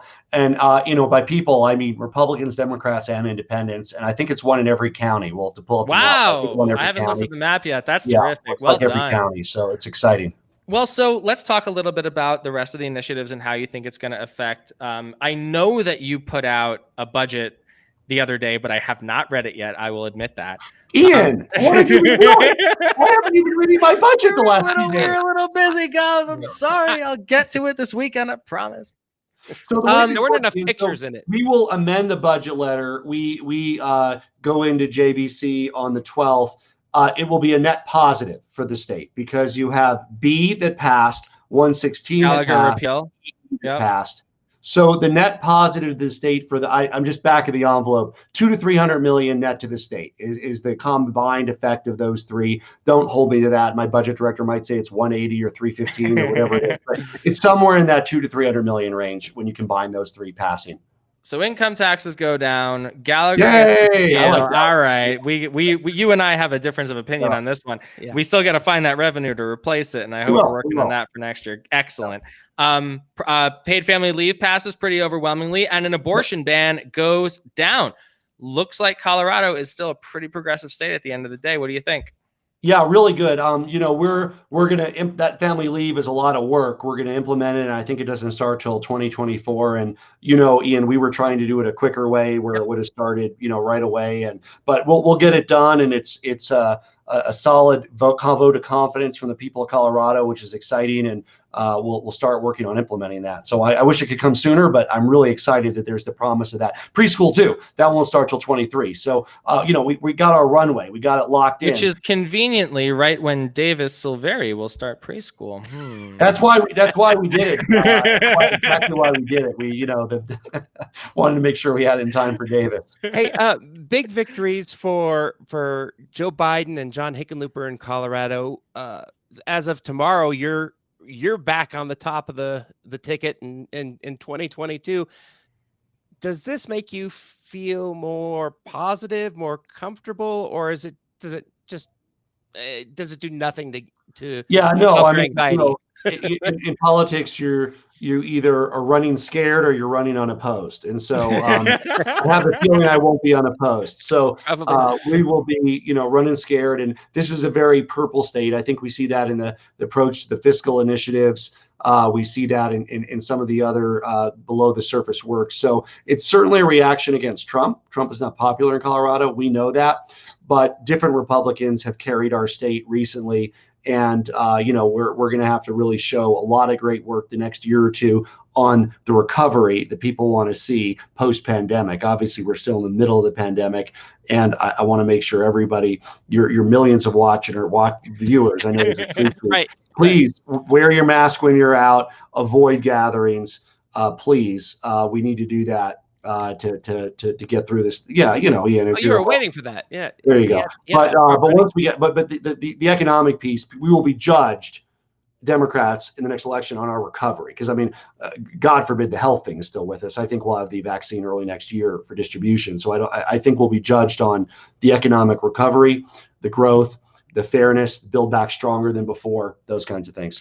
You mentioned that Colorado had a reaction to Trump. We soundly rejected him. I think that's true. Cory Gardner, I think, went down because of his own decisions, but also because he decided to tie himself to Trump and didn't create enough separation. Didn't follow through on his promise to say it when his party was wrong. Looking at the rest of the Electoral College map right now, I mean, we're going to have a long night. Doesn't look like this is going to be the kind of blowout that some of us were hoping for. What is Colorado doing right, and what can the other states learn from us? Well, look, we'll all take Biden by one electoral vote. So Arizona, that one in Nebraska, with 50, I mean, we're fine. We've done all the different iterations of math. If it's 271, I mean, we're fine. Do we want 320 or 350? Sure, but there's the magic number, and it's what we need to win. So, look, I think we speak to real issues that people face in Colorado. It's not Trump's main fallacy is he thinks it's about him. He doesn't. He's even, he's transparent about that. It's really about people. It's about Coloradans who are worried about losing their jobs, worried about their kid not being able to return to school because of COVID, worried about cutting their hours back at work and cost of healthcare. I mean, we have to show real progress on those bread and butter issues, saving people money in healthcare, reinsurance, save people over 20% on average in the individual market across our state, free kindergarten, and now preschool, an enormous impact. You know that, right? For Davis. I mean, and imagine folks that are just struggling to get by paycheck to paycheck, and what preschool, the difference preschool and kindergarten makes. So I think we're responding to real needs in our state, and we have to keep our eye on the ball. It's going to be huge. The other election results in Colorado, is there anything that jumped out to you, good or bad, that sort of surprised you? I was hopeful that we would beat 117, and I might be too early to call on that, but it doesn't look great. It reduces our flexibility at the legislature. We can still use existing enterprises, but it's just another sort of thing that makes it more difficult. But other than that, I did think it would pass, so I'm not surprised, honestly, to see it pass. But no great surprises. I think the ballot largely went the way that I thought it would go. Were you guys surprised by anything? A little surprised by Boebert. I mean, I know CD3 is definitely a red district, but I thought someone who was just that overtly out of step with Colorado values would probably been shown the door by those folks. But no, I was encouraged by the margin of defeat of the abortion ban and Proposition 115. All of it was nice. I mean, you think these folks would just stop trying, don't you? I mean, every single time. If this one wasn't going to work, maybe they'll get the hint, right? Because honestly, it's just a waste of everybody's time and effort and focus. I mean, how much did we have to campaign against that and raise money? And that could have gone to other things. And I don't know. They just seem to do it almost every other year, and they lose every time. But yeah, Boebert wasn't a surprise. We knew that was a close district, a tough district. I love Diane Mitch Bush. It looks like we picked up as a 1 or 2 seats in the state Senate. 1 or 2, likely. At least one, maybe 2. Things are kind of close, but it looks like we got the Tate seat, and it looks like Carl Hanlon is currently ahead of Bob Rankin. Yeah, I also saw we were a little ahead in the Garfield County Commissioner races. Correct. That's a big change in Western Colorado and really exciting. So a good day. I mean, for Colorado, and let's just hope the nation follows Colorado's lead. This is the thing. It used to be as goes Colorado, so goes the country, and now it's as goes Colorado. Can you guys please try and catch up? Yeah. that doesn't have as good a ring, but yeah. Well, I'm working on it. I just I'm workshopping. And Jason, are your kids back in sports and doing well and all that? Yeah, they're so far they're playing with masks on, and we'll see how it goes. I mean, it didn't turn out to be as weird, I think, as I thought it might be. Like my son adjusted to wearing a mask playing basketball faster than I thought. Yeah. I mean, that's good. And those are the indoor sports. The outdoor ones, they're not all playing masks, but it's important because, it's the difference between it going from like 1 to 3 people versus like 1 to, 22 people. And then it'll get to their parents and grandparents. And we're not doing well as a country right now. That's yet another reason I hope we elect Biden. Right. We've got to turn this thing around with regard to the virus. And so, hey, Scott, how are you? Very good, Governor. How are you? Good. I was delighted to see B pass. I don't think I wouldn't call that. We were talking about surprises, Ian and Jason, and I'm going to get off and let Scott talk. But that was a bit of a surprise. I mean, I thought it was negative. I agree. I didn't.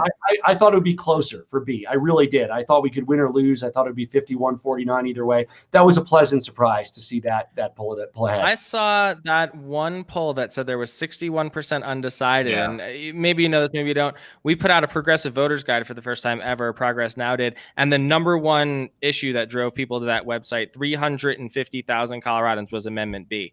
And I thought that maybe we helped a little bit, but I was surprised by the margin for sure. Congratulations. It must have been entirely attributable to that voter guide. So that's the margin right there. I just, that's got to be it. Well, Governor Jared Polis. Thank you.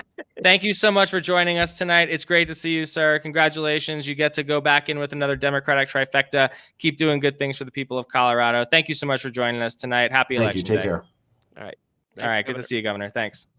Scott Wasserman of the Bell Policy Center, our last guest of the evening, but certainly not least. Well, we actually have more viewers now because everybody's sitting up, chewing their nails, wondering what the hell is going to happen. Right. How are you doing? I'm like all of you, right? Like you go through the first phase of like way too much information for like any human being to like possibly consume and digest, and it's coming at you from and now we're in the waiting period. I've got an update real quick. It looks like Diane Mitzbush is conceding in Congressional District 3. So the Boebert, man, the Q-Bert goes to Congress. Holy moly. So she and Marjorie Taylor Greene and that other one are going to form the Q caucus, huh? That really surprises me, that race. Yeah, it's a bad district, man. Although on the other hand, we've talked about this before on the podcast. I'm still undecided about whether it's better or worse for Republicans that she won or that she was going to win. Yeah, that's a good question. What do you think, Scott? Well, right. I mean, like, so now she's the face of the Republican Party in Colorado. And every time she says, I mean, there's no question that now whatever happens tonight, the MAGA movement is going to fragment, right, and turn into all of these little mini MAGA movements. And like Lauren Boebert is going to run the Colorado MAGA faction, and I think you're right. I think it'll be terrible for the brand. I mean, certainly, like I can't speak for like the rest of the country, but certainly here in Colorado, that will be very bad for the brand of the Republican Party. Yeah. And every day, Republicans from Colorado are going to be asked by reporters, "Hey, what do you think about what Lauren Boebert just said?" Right. That's going to get old quick. But but like the deeper question is like, so do the people that voted for Lauren Boebert, are they on board with? Is it a yes vote for QAnon, or is it something more symbolic? I don't think so. We actually pulled QAnon across Colorado in the last Rocky Mountaineer survey we did with the Global Strategy Group, and only like 40% could even identify it, and only 8% had like a positive opinion of it. And we looked at the geographical crosstabs, and there wasn't like a strong showing in CD3 or anything. So I don't think they know too much about it. It's obvious that she's trying to run away from it and make it not a big deal, even though we've got plenty of evidence that this is more than like a brief flirtation of hers. I agree with Jason, though. I think that she's the face of it. But let's talk a little bit about what, your expertise, fiscal initiatives. We've had quite a few of them on the ballot this year. Some of them went in what could widely be considered the progressive direction. Some of them went against the progressive direction. Governor Polis estimates there's like a net $20 million or something afoot here once you take all the tax cuts away and put all the revenue measures on the table. What do you think this does for next session when there's going to be? He might have been doing the math like literally as we were. Yes, talking. I mean, he is a polymath, and I mean, look, okay, so I mean, he started off right when I came on. I mean, I think the headline is that Amendment B passed, right? So all Amendment B did, right, is it stopped the bleeding, right, and it froze everything the way it is today, in place. And so now, but like my whole thing is that like this is just the beginning of a conversation. So congratulations, you have frozen assessment rates for commercial property taxes and residential property taxes. The current unfairness of the tax system still exists. So like the next part of this conversation is the legislature saying like, well, how are we gonna set assessment rates in this state? And by the way, if the legislature wants to increase assessment rates on anybody, they got to go to a vote of the people. Right. So I guess for me, when I look at the B campaign, I mean, what I associate with the B campaign is a guy with a funny mustache, you know, a firefighter with a funny mustache that I really liked. And I said, whatever he's doing, I want to support it. And so the key is the mustache, is what you're saying. Yeah, I mean, it really, it went all the way. I mean, it was a great mustache. But Melanie Horton just dropped in the comments on Facebook that the Bell Policy Voter Guide was really helpful. Thanks to you and your team, Mr. Wasserman. That's the first time you've been called that, huh? It's the first time. Well, usually they say Mr. Wasserman when they're kicking me out. Mr. Wasserman. Nobody ever calls me Mr. unless they want me to go. But all right, so let's just pause there for a second. Like, there's totally a part two to this conversation, which is like why I brought up the guy with the mustache is like, I think for $8 million, you can run a gimmicky and effective campaign to pass a very complicated constitutional measure, but we are not to the point yet in this state where we can talk head on about taxes, who's paying them, and how many of them we need to fund the things that we want. So that remains the final frontier. So go ahead, Jason. Sorry. I just say maybe we're learning more about that, though. We talked to Senator Faith Winter and Representative Matt Gray earlier, and are we getting to the point where we're starting to understand if we explain what these measures do, or what the cuts will be? Maybe people are starting to get it. I think people are starting to get it. I mean, first of all, I don't think you voted yes on B if you didn't think there was a problem. So, like, I think Coloradans. That's a good point. Okay, right? What do we do with that? All right. So, like, I think Coloradans get it. And, like, poll after poll shows that, like, Coloradans see a problem in how we are funding our state and they want to fix it, right? And, you know, of course, they're going to vote yes on a tax cut. I mean, we lost Proposition 116 the day Fair Share Colorado didn't make the ballot. Yep. Proposition 116 was a countermeasure against a very popular measure. We didn't make the ballot. This is what, you know, and so now we've cut taxes. Now the tax code is unfair. 3% of Coloradans that didn't deserve a tax cut got one. These guys who were making billions of dollars during the pandemic, who were doing just fine, who didn't ask for a tax cut, got one anyway. Right. So congratulations, you know, Coke team. But now I really think it's up to your last guest and this legislature to figure out how they're going to balance the tax code out and make sure that we have a fair tax code. But until we figure out how to talk about taxes, I think this is what's going to continue to happen.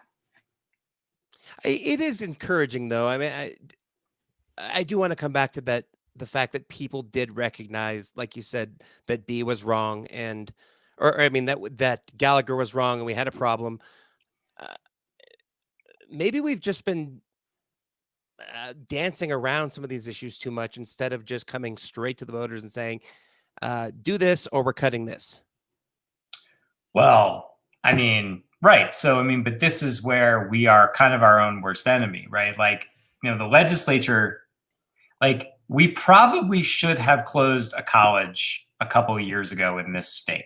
Like, but instead of closing a college, we've sort of continued to like spread the pain because with progressives in power, particularly, like we want to make things better. Right. So, I mean, I think that this is like, I think that we have not necessarily made it apparent to folks how stretched thin our resources are because we continue to spread the pain. And that's a choice that we make. But like, obviously in the local communities, but it should be said that the thing that was happening in local communities that the Bell pointed out was that they rely more and more on regressive sales taxes, right? Because they can't do anything with property tax, right? We were talking oh, sorry, go ahead.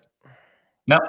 We were talking to Matt Gray and Faith Winter earlier about the paid family leave initiative, and this was a relatively generous program that the voters overwhelmingly supported. It was the last thing on the ballot. It was all the way down at the bottom. The business community kind of came out against it. They couldn't quite get their act together to oppose it, like in a bit of a real fight. John Caldera pointed that out. So it looks like when you ask the voters, we would like this much money for this thing, and they like the thing, they'll support it. So do progressives have to be more specific about what we ask for? Is that part of what can get us to the kind of state we want to live in?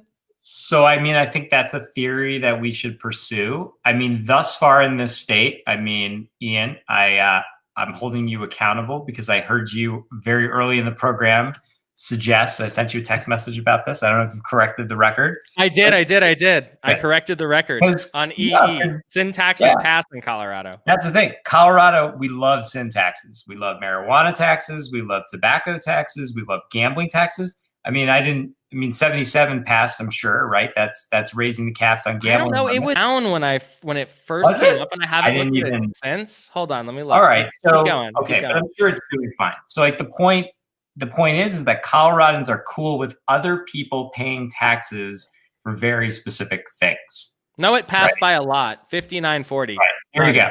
So the point is that like and the thing is that sin taxes are regressive. Like and honestly, like I'm going to look to you guys for a better word than regressive, right? Because that's not a good political word. But I think you said it before. It's unfair. That's what it is. It's unfair. So we have a very unfair tax code because we tax smokers and marijuana. We tax smokers and tokers. But not rich people. But not rich people. But we I tax think smokers and tokers, but not rich jokers. But honestly, like that's the thing that I want to go back to is like, I think the way we talk about this is tax fairness. Like we saw very consistently polls that showed tremendous support for a fairer tax system. So the question now is how do we actually build the support to get that on the ballot, right? And pass it, balance out the equation, get the money we need. I mean, here's the thing. We know it's popular because Joe Biden could have not used that for his campaign. The future of the free world's at stake. Chris Hines is watching, and he put in the comments here that Denver, 64% said yes on a climate tax and 65% say yes on a homeless. I think homelessness tax sounds weird. I think they could probably fix the messaging on that a little bit, but I know what you're saying, Councilman. So again, it's an example of you say, this is what it's for. This is where the money comes from. And here's how it goes. Well, look, let's not kid ourselves. The good people of Denver, it's a sales tax, so it was unfair and regressive. The good people of Denver seem to have not ever met a tax, at least recently, that they weren't like supportive of, right? They pass a lot in Denver. Did you see how Denver voted on 116? You know, I did not. They what voted happened? No. Jeff Coe actually, I got to tell you, as displeased as I am with 116, we outperformed the polling. Jeff Coe actually performed really positively. I think it passed by a very narrow margin. And Denver, I was very surprised. That they turned it down. Yeah, they turned it down. So, I mean, I think communities, you know what? You guys are helping me here because I think like that's the theme. Communities are starting to get it. I think they are starting to understand that we really do have a problem.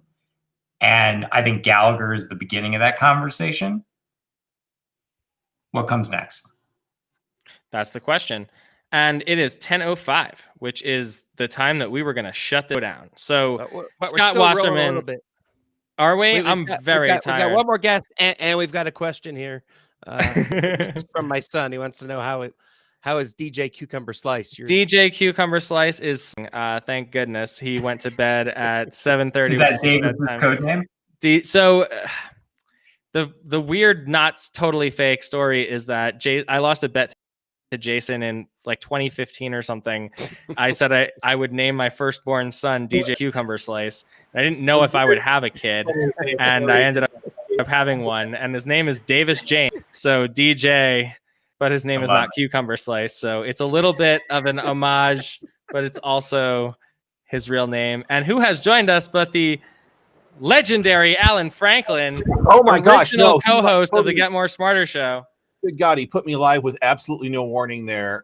Ethan, come on. That's the only way to do it. No, seriously, that's the best way to get those unscripted reactions. That was gold. So, well, Scott, stick around if you want to keep talking, man. You know what? I gotta go post something on Twitter.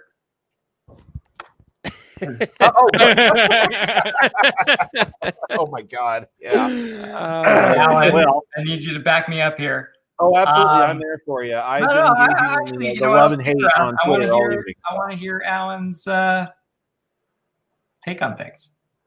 Well, okay. The place to start with it, what's going on? Yeah.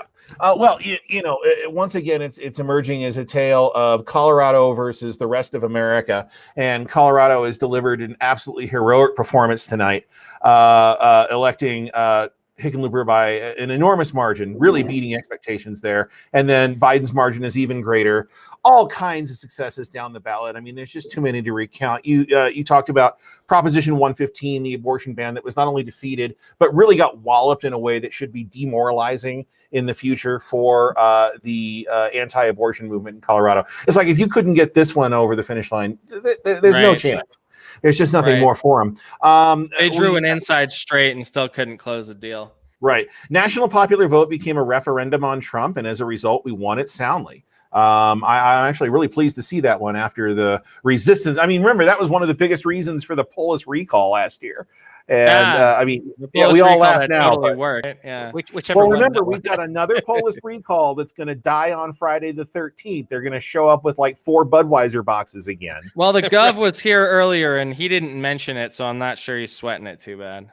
I'm thinking he's probably not too worried. No. So yeah, I mean, there's a lot of great stuff in the legislature. It looks like Democrats pretty much ran the table. I mean, there's some individual really great moral victories, like re-electing Brianna Titone in House District 27. That's just so huge after the disgusting attacks that were leveled against her. It really just shows the political maturation, I think, of Jefferson County voters who are able to see through, you know, cheap smears and really she ran as a scientist, as a very pragmatic, kind of a centrist in terms of her policy record, and that was a really good fit for HD 27. And the only things that they had to throw back at it was that Faith Bible Chapel nasty stuff that failed, and I'm so glad that's just like so old school, man. They were talking about that in like 2007 when I first moved here. Like, the people who live in Arvada now are not the like hateful flat earth society, like anti-LGBTQ monsters that they maybe once were. Absolutely right. And you know that Libby Szabo went down against Tracy Kraft Tharp tonight, and Andy Kerr's a county commissioner, so Jeffco is 100% Dem now, right? These are fantastic news. It's fantastic news. I mean, Jeffco has always been regarded as a political bellwether for the state.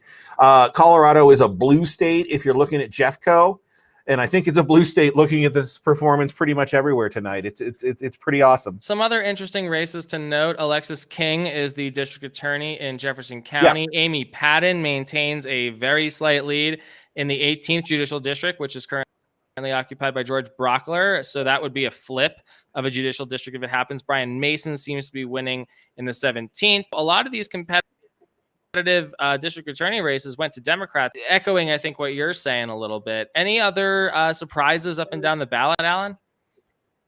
Lauren Hubert Boebert is going to Congress, and we can't call it a surprise. What we can call it is a public relations disaster for the Western Slope. She's going to spend the next 2 years, you know, really embarrassing everybody out there, and in all probability, drawing a primary challenger for 2022. It ended up being almost 5 points. I mean, looking at, you know, I'm shocked by it. I'm saddened by it. I really do think that DMB is much better legislator than a candidate, and it's unfortunate that those choices are the way things get made. But no, Boebert is not going to distinguish herself in Congress, and she's going to be a top target in 2022. I believe it. So, I mean, this is a district that is flippable. I mean, there's all kinds of factors there. There's redistricting and other things that'll be in play by then. But what happened in the ranking race? Hanlon is up by about 3,000 checks. So let's talk about the state Senate real quick. That's a great flag, Scott. It looks so. Last I checked, we'll go to the results right now. So the competitive races were Rachel Zenzinger, allegedly, although she's got 60% of the vote right now, so maybe that wasn't so competitive after all. 20-point drubbing. Congratulations, Totally Senator outperforming Zenzinger. previous results in this district. I mean, that's a big change there, and it just shows how far that district is politically matured, like the rest of Jefferson County. Kevin Priola in Adams County's got about exactly a 1-point lead over Paula Dickerson right now, with less than 1,000 votes separating the two of them. Chris Colker cleaned Suzanne Steyert's clock, 56-43. Thanks for playing. That's so great. And at the moment, it appears that Carl Hanlon, who is in District 8, if I recall, is narrowly edging out Bob Rankin, 50.35 to 49.47. Now, I What's the actually had spread? these races backwards. On the votes, it's about exactly at that votes. Okay. So I had these backwards. Thought for sure that the Western Slope wasn't ready to get rid of a guy like Bob Rankin, but Carl Hanlon ran an excellent. Should be very proud of himself. It looks like he might be next state senator there. I thought Priola might get taken by the suburban wave, but I had those two backs. I think I called everything else though. So the Senate ends up with 21 Democrats. Yeah. Well, Rankin tripped himself up going back and forth on whether or not he'd support Trump. He created some uncertainty with the base there. So it might have cost him. But okay, so we're living in a reality where like Bob Rankin, who is like a moderate, right, and probably one of the last Republicans in the state legislature, other than Kevin Priola, who thought nationally and moderately about these issues, he's getting kicked out. But Lauren Kubert's going to Congress. It's wild, but in both cases, well, here again, I think that they both had to answer to the Republican base, and Lauren Boebert had that, and whereas Rankin created a bit of uncertainty there. It's interesting, and Boebert is going to be a very interesting prospect over the next couple of years. I think we're going to be talking about her a great deal. So. Well, again, you said it, a public relations disaster for the Western Slope. I think it's a public relations disaster for the Republican Party. Yes. We're looking at a situation here where they are now led by Ken Buck, Lauren Boebert, and Doug Lamborn. That's their congressional delegation. They no longer have to hide behind some kind of charming snake. He's gone. Heidi Ganahl, CU regent, remains in office because she wasn't up for re-election this year. But she's now on a minority Republican CU Board of Regents. Oh, did that happen? Oh, that We didn't flipped, get to that huh? yet. Yes, Ilana Spiegel won. So Good it's Democrat great. job, Ilana. Congratulations. That's the amazing. first time ever. Restoring a Democratic majority to the CU Board of Regents for the first time in 40 years. 40 years. Now, is there a chance that they will challenge, remove, otherwise do something about Mark Kennedy? He was just put in office last year. And correct? his appointment was a disaster and is certainly part of the messaging in the CU Regents races to the extent that people pay attention that far down the ballot.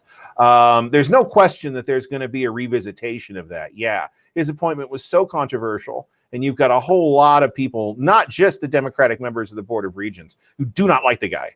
And they didn't like Benson either. This is something that they kept under control up there for a long time. There was a lot of discontent about Benson as president up there.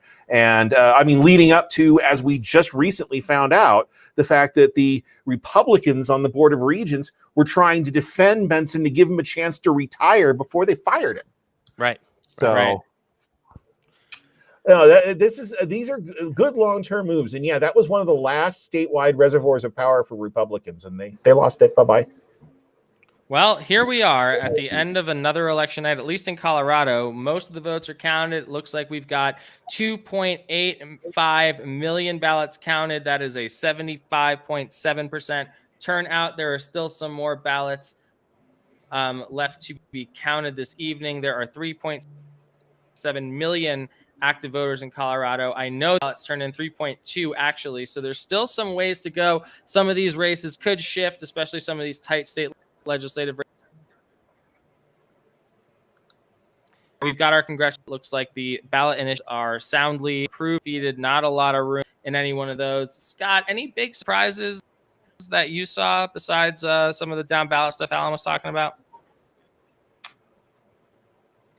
I don't think that I saw any surprise. I mean, as far as Colorado goes, like with the exception of CD3, I didn't see any surprises. I think nationally, there are some surprises.